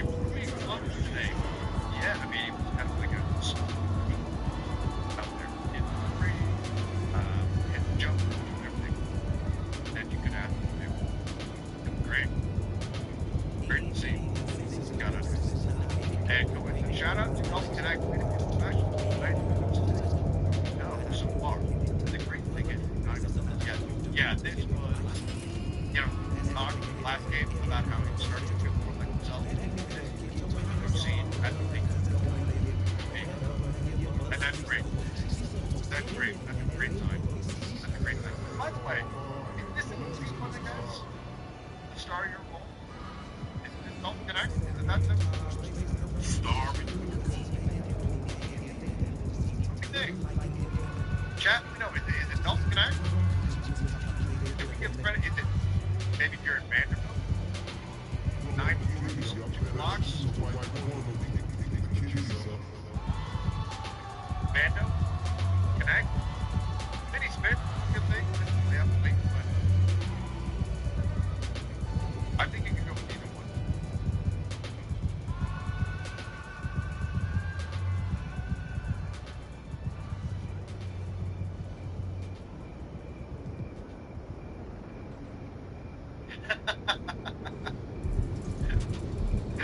We're passing. When someone said Nico, it said start. Here it is. Nico, start. Friend. I think, given the context, given that Quinn being on the verge of being benched, being out of rotation, and now dropping 19 points and the Lakers needed them, I'm going to go with that. But Vando was tremendous, and his energy on the roads mattered big time. I thought Vando was really good. He kicked on the glass, flying in, keeping the place alive. He got beat by Kawhi Leonard a few times. Kawhi has to go back to the block. Gave him 33 points, 10 rebounds, 13 shooting. Just convinced. Kawhi Leonard was phenomenal in this game. Well, James Harden, second bad game in a row against the Lakers. 4 for Harden shooting 9 for not good for us. But Kawhi was great. He beat Vanderbilt a couple times. Jared Vanderbilt is a major presence on the line. But I'm going to go Dalton Connect simply because of the context that he was on the road spot. He's going to be on the bench, out of rotation, and then he steps in here and drops the 19. What the Lakers actually won the match? Dalton Connect. Gotta love it. Gotta love it. Mission 86 said, I'm getting too close with this. But a win, that's the point, right? Now we can just keep it moving as long as we can. Got the run stuff up. Hammer down, break off the mirror, master block jumping on jump shots. Yeah. It's one of the trends in this game that I know. It's one of my pet peeves. It's guys falling down on jump shots. That's what my pet peeve. I did take the one that Trey Jefferson got called against the front of the foul. But as far as getting they've made this stressful. Down, big pressure. It became more stressful than it needed to be. I think this is an interesting conversation. JJ said, I want to make the playoffs. I don't want to be in the play-in. Until that's secured, seeding up from you. So that, I mean, that's JJ's mind of it. They're not going to worry about the seed they are just yet. Even worried about not being in the play-in. It's not going to be in the play-in. And that's, I mean, the Lakers have been in the play-in for a few years. So being a playoff team and not a play-in team, that in and of itself is an accomplishment for the West. And right now, the Lakers look like they're in pretty good shape to do that at least. I mean, they are what? 6.5 games up on the play-in. That's a pretty good spot. That's a pretty good spot to be in. 59 games in the season. You an 82 games in. Looks like they were going to be in the top team. I mean, right now, they could have if they stay in the 2 seed. How amazing is that? I mean, give JJ Redick a lot of credit and the players as well, and how long they did, and the attention to detail. But how amazing is that to go to the league, have a battle, play in for a number of years? Right now, the playoffs will start today, so they can not be a playoff, not play in team. Pretty impressive. Pretty impressive what they're doing right now. And as in the comments I mentioned, rough stuff comes up. The schedule is pretty good. I mean, it is what it is. I I would expect something to run some games. And I know right now they've won games the last 2 games. They've been phenomenal. But there's some tough games ahead. And it's not so much just a tough game, there's so damn many games. Granted, it's such a short time period, it's hard to have the Flyers in LA, which is again, like the schedule here. It's a lot of national televised games. It's a lot of stuff to get New Orleans. But New Orleans comes up next. But Zion is killing it right now. Pelicans have been much better. They got CJ McCollum, they got Trey Burke. They're still not 100%. It's not like getting the Pelicans in like December when they didn't have anybody. All of their guys were hurt. Then you get the Knicks. Then you go on the road, you get the Celtics. Then you get Brooklyn. Okay, you get Brooklyn. Then here's the Milwaukee, Denver, back to back. Phoenix, San Antonio, back to back. Denver, Milwaukee, back to back. By the way, if I'm the Lakers, and if I'm looking to rest anybody in any of these games, I'm resting them against the Bucks here and loading up for Denver next night and doing the same here. I'm throwing everything into the Denver game. It's too close to standing, so it's too big of a swing if you drop the game to Denver. You've got to focus on those games. Those games essentially count because you're right there with Denver standing. You got to lose those games. Vando, what is that game? Delivery, he got 5 offensive points. Don't connect, had so much potential. I expect him to keep making it up.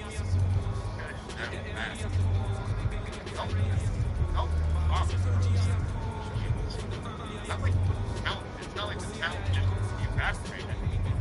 He's had talent. He doesn't have a lot of confidence. He's been in the shooters. And defensively, he can pick them. And the team hasn't really been running. And so it's been great to see that scoring of the team shine in this game. 45 minutes. And I'm sure the game plan coming in was not to play Dalton Connect 45 minutes. So why did he get him? Because New York did. He was playing so well that J.J. Redick kept him in there. And he deserved it. Dalton Connect did a great job. Stepping up. While the 2 seed in this real life, it is indeed real life. Like the 2 seed in the NBA. Man, gotta love that. Again, think back. Come on. Right now. Back in March. Back in, May of last year. Things came ahead. And then we were looking at something ahead. They didn't do something. And then August.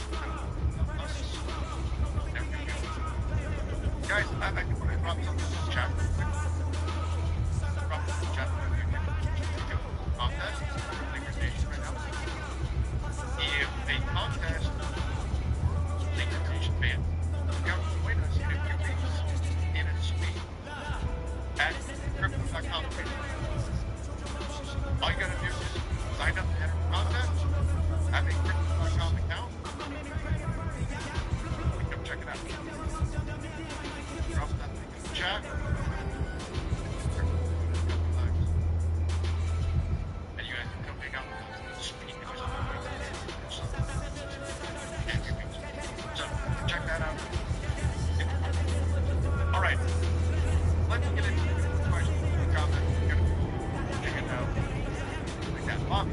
So, what's going on with the sports stuff? Happened and that game out tonight.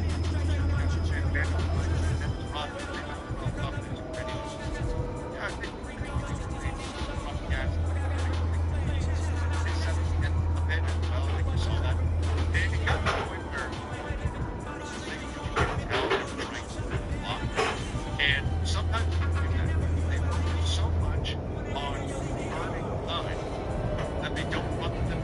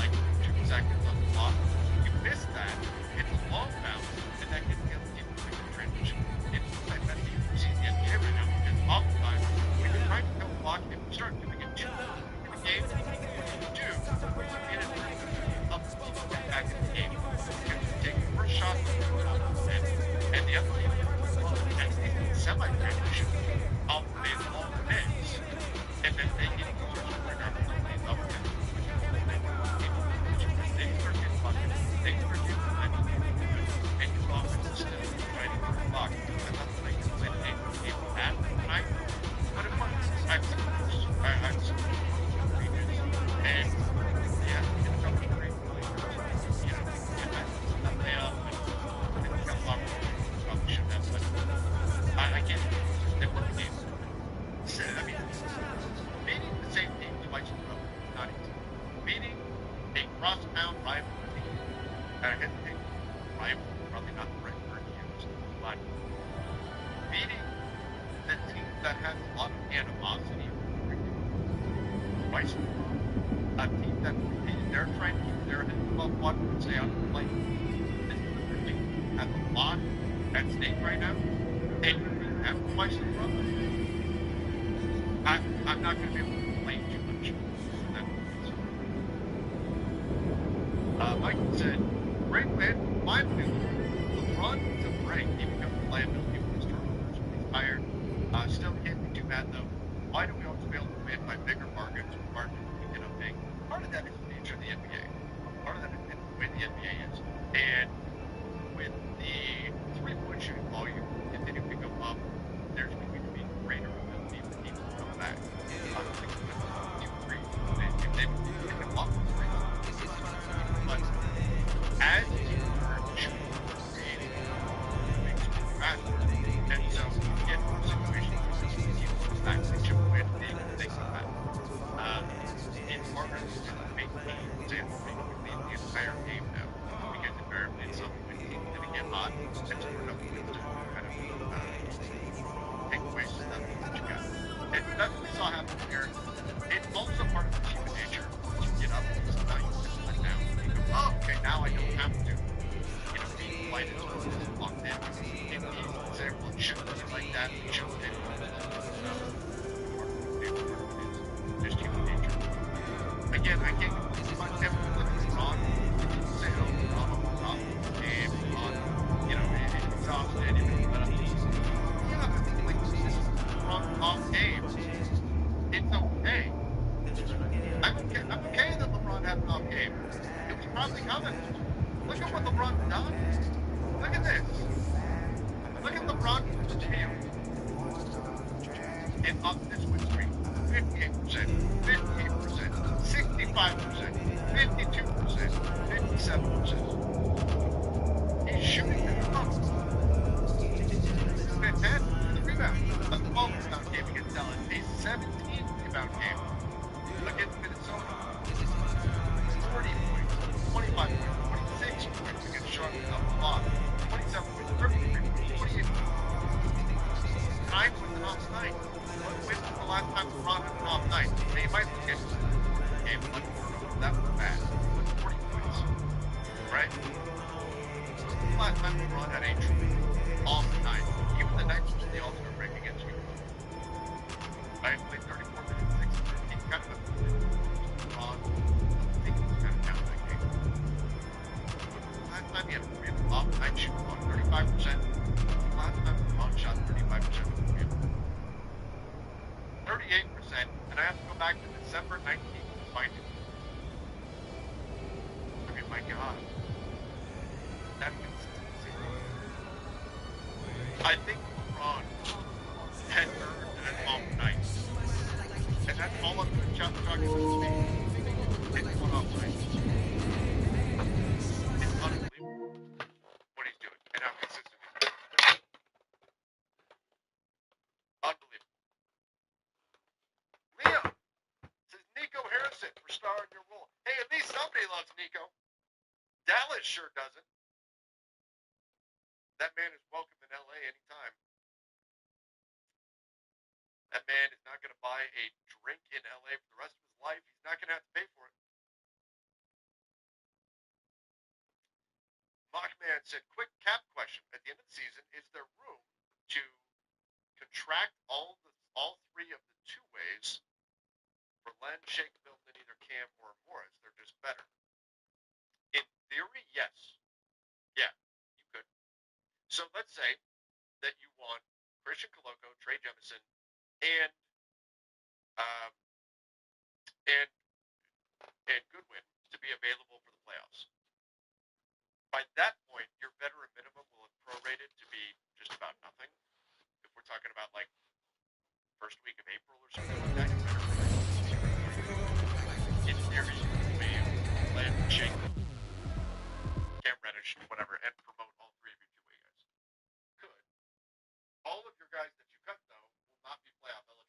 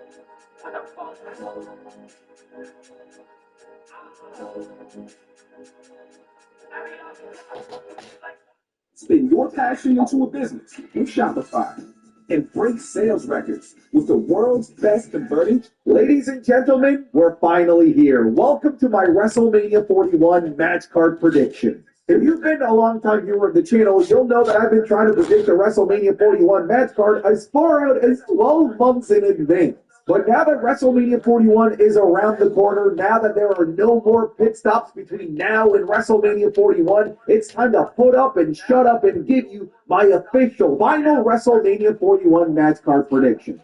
And I've come up with a total of 18 matches, including matches that have already been announced, plus, of course, matches that I'm trying to fantasy book. We'll go through all of these matches and why I think they make sense to be on the biggest show of them all. And then, once we're closer to WrestleMania 41, once the entire match card is officially revealed, we will go back not just to this video, but all of the other WrestleMania 41 predictions that I've made over the past 12 months to see how good or how bad my predictions were. By the way, don't forget, if you're looking for my nearly 1 hour review of Elimination Chamber and the John Cena heel turn, it's already up and available on patreon.com/TalkingZap with footage so you can see exactly what it is that I'm talking about on a frame-by-frame basis. I can't upload that here because it would just get immediately blocked because of copyright by YouTube. So go check it out. Link in the description or link in the pinned comment for you. As always, don't forget to subscribe to the channel, ring the bell for notifications. If you're a wrestling fan, I know that you're going to fall in love with his YouTube channel because we always upload daily wrestling content. I can't believe we're here, man. It's been a long time coming.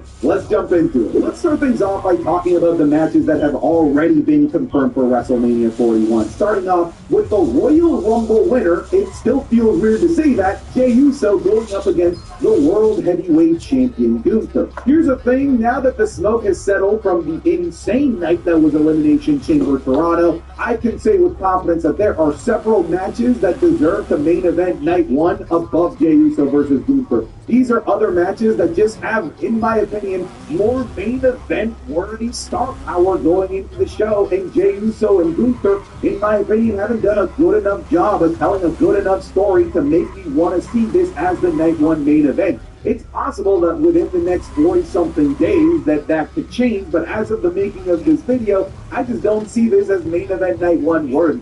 The other match that's been confirmed, which is just so insane that I'm about to say what I'm about to say, is undisputed champion, the American Nightmare Cody Rhodes, defending his WWE Undisputed Champion against a heel John Cena. What timeline is this?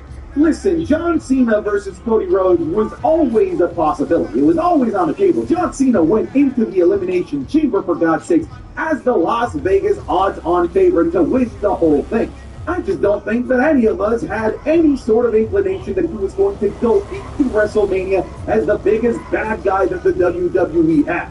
This changes everything, not just about WrestleMania, but about John Cena's entire retirement tour. I can no longer see John Cena putting over new up-and-comers and mid-carders to make them look good on his way out. I think this guy's going to be a dominant fiend, and he's probably going to win at WrestleMania. You thought it was weird to try and get used to saying Royal Rumble winner Jey Uso? Just try and get around to getting used to heel John Cena. It just feels wrong in every way, shape, and form. One of the things that is possible, not just like within this match, but it's possible that they might set up another match that leads into this match at night one of WrestleMania involving Travis Scott. I didn't fantasy book anything with Travis Scott in this video. Just kind of keep that in the back of your mind, because apparently there are rumors that Travis Scott has been getting in-ring ready, kind of like Bad Bunny did going into his WrestleMania debut match at Mania 37. But yeah, this is obviously the Night 2 main event. This match is going to have it all. It's going to have appearances from The Rock, Travis Scott. I wouldn't be surprised if we have Randy Orton getting involved, considering his history with both John Cena and Cody Rhodes. This thing is a moment in time that I'm just excited that we're all going to get to experience together. Heel John Cena, bro. What the hell? Next up, the other match that's been confirmed for quite some time, that is Charlotte Flair, the Royal Rumble winner. That feels a little bit more natural to say than the Royal Rumble winner Jey Uso, going up against and challenging Tiffany Stratton for the WWE Championship.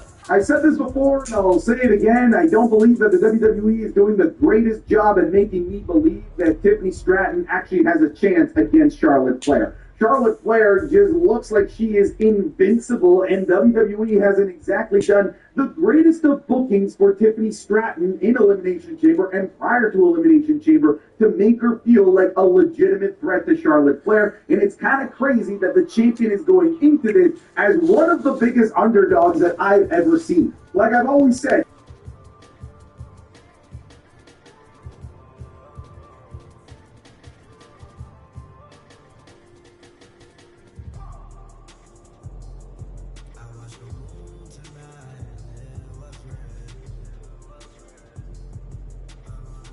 a bit to try and make me believe that Tiffany Stratton actually has a chance against this monster that is Charlotte Flair in the women's division at WrestleMania. Another one of the matches that's not confirmed, but in my opinion, it pretty much is all but confirmed as of the making of this video, is Rhea Ripley going in as the Women's World Champion, going up against Bianca Belair. I know that as of the making of this video, there is still a match between Io Sky, but I don't think anybody believes that Io Sky is going to be winning this. I just don't think that Io Sky is going to go into WrestleMania as the champion. I think that there is maybe a slight possibility that it ends in shenanigans and Io gets added into this match as a triple threat, but in my opinion, the big money match that so many people have been wanting for a long time is right there. Just don't change it with anything else. Rhea Ripley versus Bianca Belair is the match to do. It is the biggest match available on the table right now in the women's division. This is a match that has enough star power to main event night one over Jey Uso versus Gunther, in my opinion. It's kind of nuts that this is a match, considering that there was another dream match right there in front of Bianca Belair. It really was a spoil of riches. I do expect that that storyline with Jade Cargill might seep into this storyline here, but we'll see how this storyline even takes off over the next couple of days.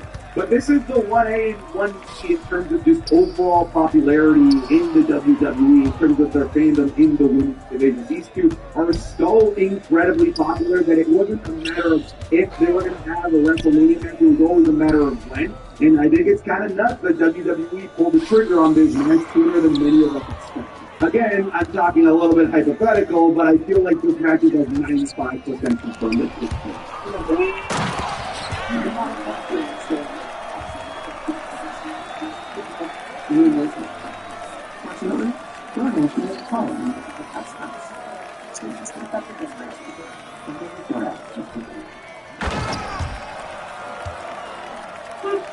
Oh my God! He doesn't need the ball. Oh my God! Beautiful. Look at this. Yes. Right. Oh.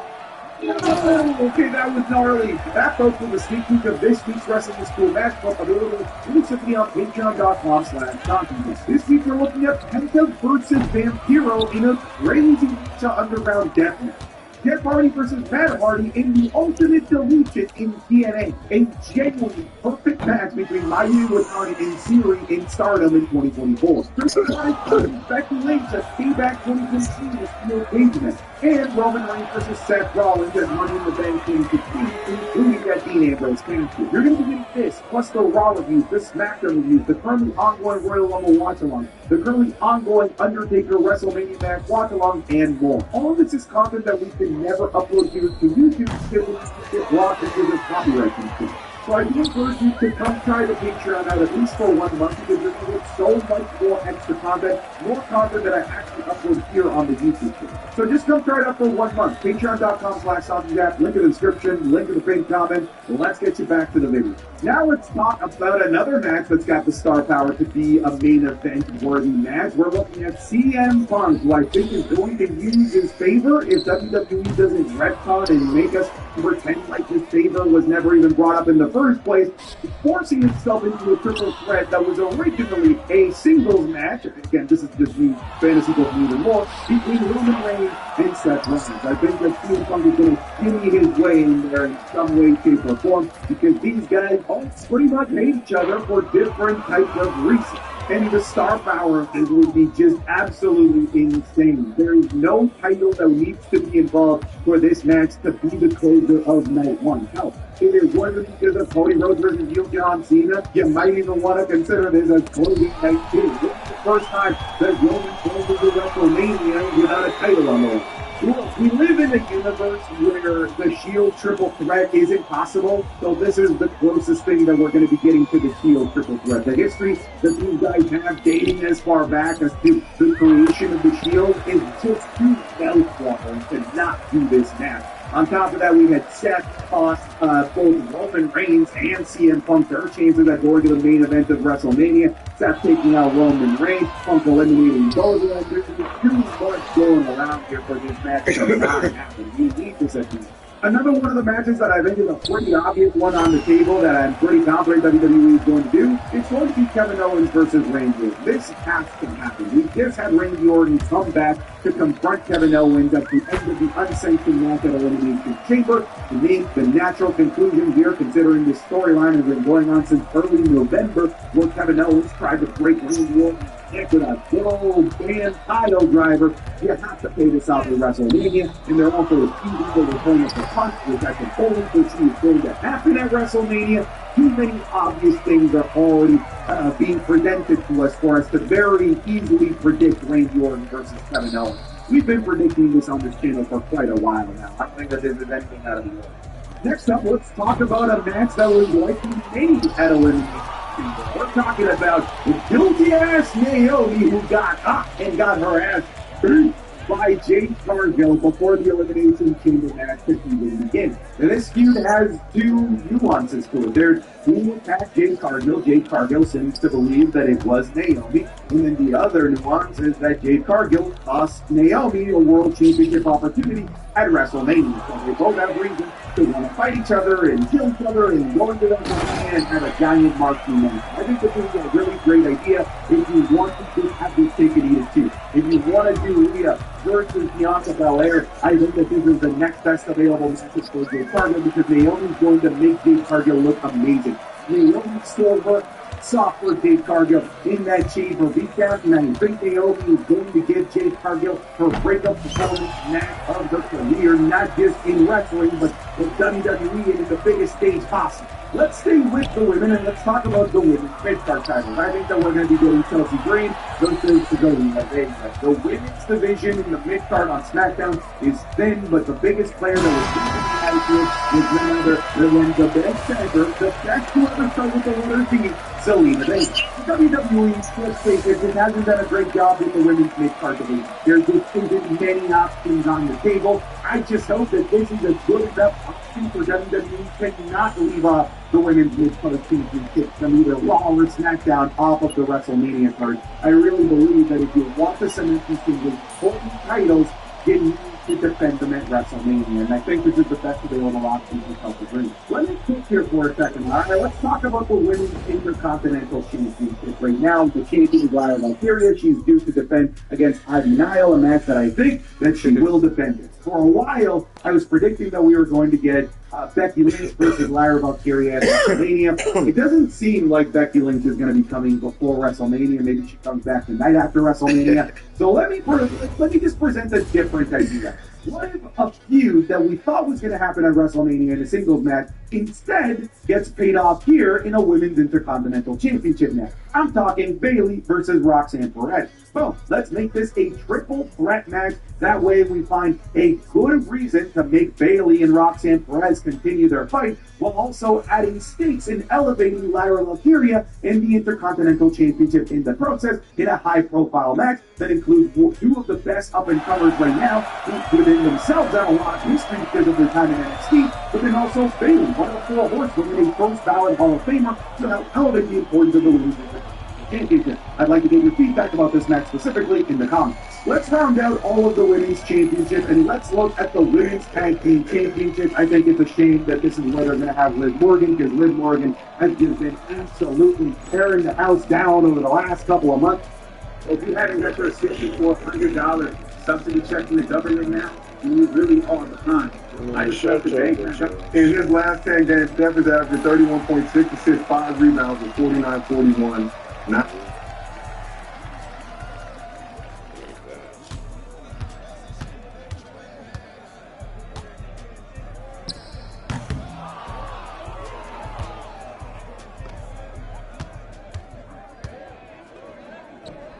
Are the Grizzlies for real now? Yeah.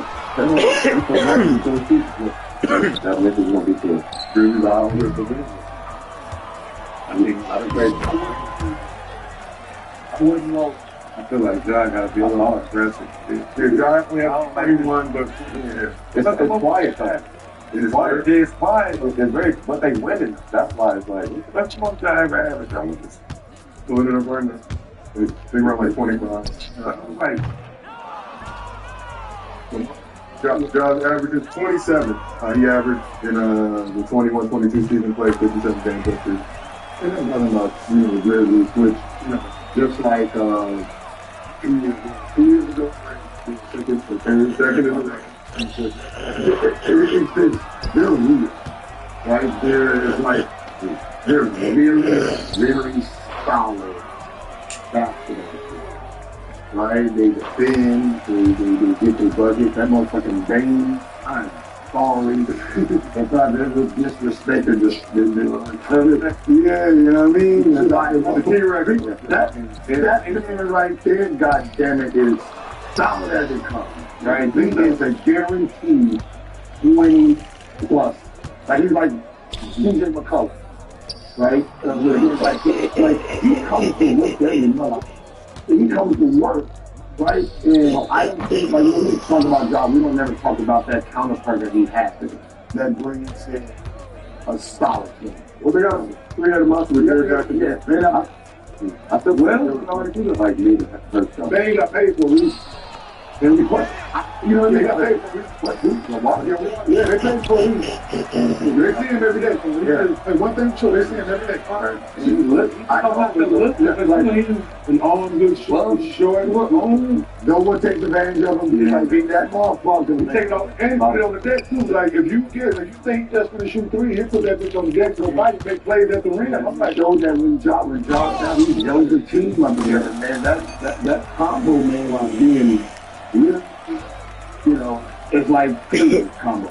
We're not really good to these two, man. And we always talk about John, but we never talk about this motherfucker. You talk about John Bain, so Bain under contract in 2029, John under contract in 2028, Jerry Jackson Jr. under contract in 2026. So talking about Wemby going down, Jaren Jackson Jr. now was the front runner to win Defensive Player of the Year. He went Defensive Player of the Year. All makes him eligible for the Supermax, so $345 million range. So they had to offer him that? No, that's the most you can get. Grizzly fans, for most of them are of the opinion that he's going to have to come down off that bread. Yeah, they got food. Yeah, they should. And they're good Grizzlies. They're getting untrusted. And this is what happens when you have a 65-game league. People are going to get paid.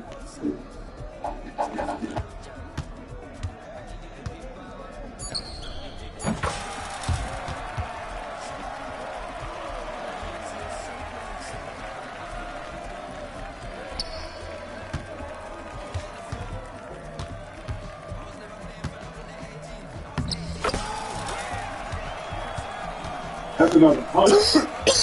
Right? Just like let's say Tatum Brown tonight, right? And then carries alone. That's the game people would have paid. When he first came to me, I was up there. Not there. Yeah, right? They're going to do exactly what happened. Hey, Kim, you got a vote? Yeah. That got 400,000, man. You go the other way. And Andrew Gates for somebody. But you want defensive player of the year level production to just not be a war. Yeah. I want you to don't keep doing it. Give me 2 or 3 1 every night. Do you? I'm just going behind the scenes going at the end of the year. So I know he's going to like, everybody going to them like, you a hell of a defender, but you know, you foul. That's what it is. That's what we about to take some of them down. Because you just, so you foul. Already got a discount with Ja, though, obviously. I want another discount. Okay. We're not going to get a discount with Ja at the end of the year. We're getting our award. You know, yeah. Because they got to get their team out. I hate to say it, but sit in Memphis. Yeah, they probably got they got to move that team. You can keep it in the state. I'm not saying we can move there. They ain't got to move out the state. Get on the highway, take a few hours. You change, and I think it'll be out. You can't keep selling Beale Street. That's and 8% I would say. I'm going in that fun. Yeah, they thought it was they gotta go to that. Oh, that's the Peabody. Look, I'm staying at the Peabody when I got hurt in college. Yeah, they watching that. Nobody, I got my college career here to do staying at the Peabody. Very nice hotel. Really? I know he does. Yeah, right there. I think that's Memphis is going to be the UG right now. They're going to be behind the scenes like a motherfucker. We do nothing wrong. And I don't want to pay him like, what is he going to get if he doesn't win the war? I think it'll be under that 345 now. Go with that exactly. And there's been like 150, like 245, right? Maybe more. I think get to the rate, man. We're back to the spot. Whatever it is. And what is it you doing? What can they play? I don't want to trade him. I just want to get him something. The only thing I don't want to keep him for tickets. The only thing if you trade him, it'll be like my fucking situation. But if ownership don't want to trade him, ain't no players out there that you can really get back for him, they're going to have to trade him for picks. So it's about a $200 million difference. So without the defense at the end of the year, his max extension will be worth $147 million. Oh, dang. If 345 for 5, if he gets it with the max, 144. Man, how bad is that? $200 million. You can just now. Let's try this again. Absolutely. How much you willing to pay? Absolutely. If you're Memphis, how much you willing to pay for these people not to vote? Yeah, that's right. That's what I'm saying. Now think about that. $200 million. What can I get with an extra $200 million for my team? So I'm saying, I will pay $25 million. I'm sorry, sir. Just tell me that's something that happens when I'm saying. I want you to talk for it. And I don't. Give me 25. And I need you to put it on 40. Can 40? I need you to I need you another 60 of the table, not that. It's not this motherfucker about to have a severe Yeah, he goes, that spring that he don't know and can't feel, but my doctor don't see it. So if he do get it, so if he do get the award, you know, he need to play about 64 days this year. You ready to drop his game? No, I'm just saying, he doesn't score. Okay, well, what is the team? You Boo ass stick. You sign him to 340. This is the guy who puts everybody in the seat. You're gonna be shit head ass stick. I mean, but can you afford? I mean, he's about to be. If you can afford it, you can only afford it because 12 it. Call Twitter. Call Twitter. There's gonna be Superman shit everywhere. His sack this trade box. Like, you can get something back to them there, I think. Now, if he makes 340, nobody's gonna want him at trade him before. Yeah, like trade him like this year. Like that's the only way. Yeah, that's what I'm saying. That's the only way. But the problem is you ain't gonna get back an 80 for him.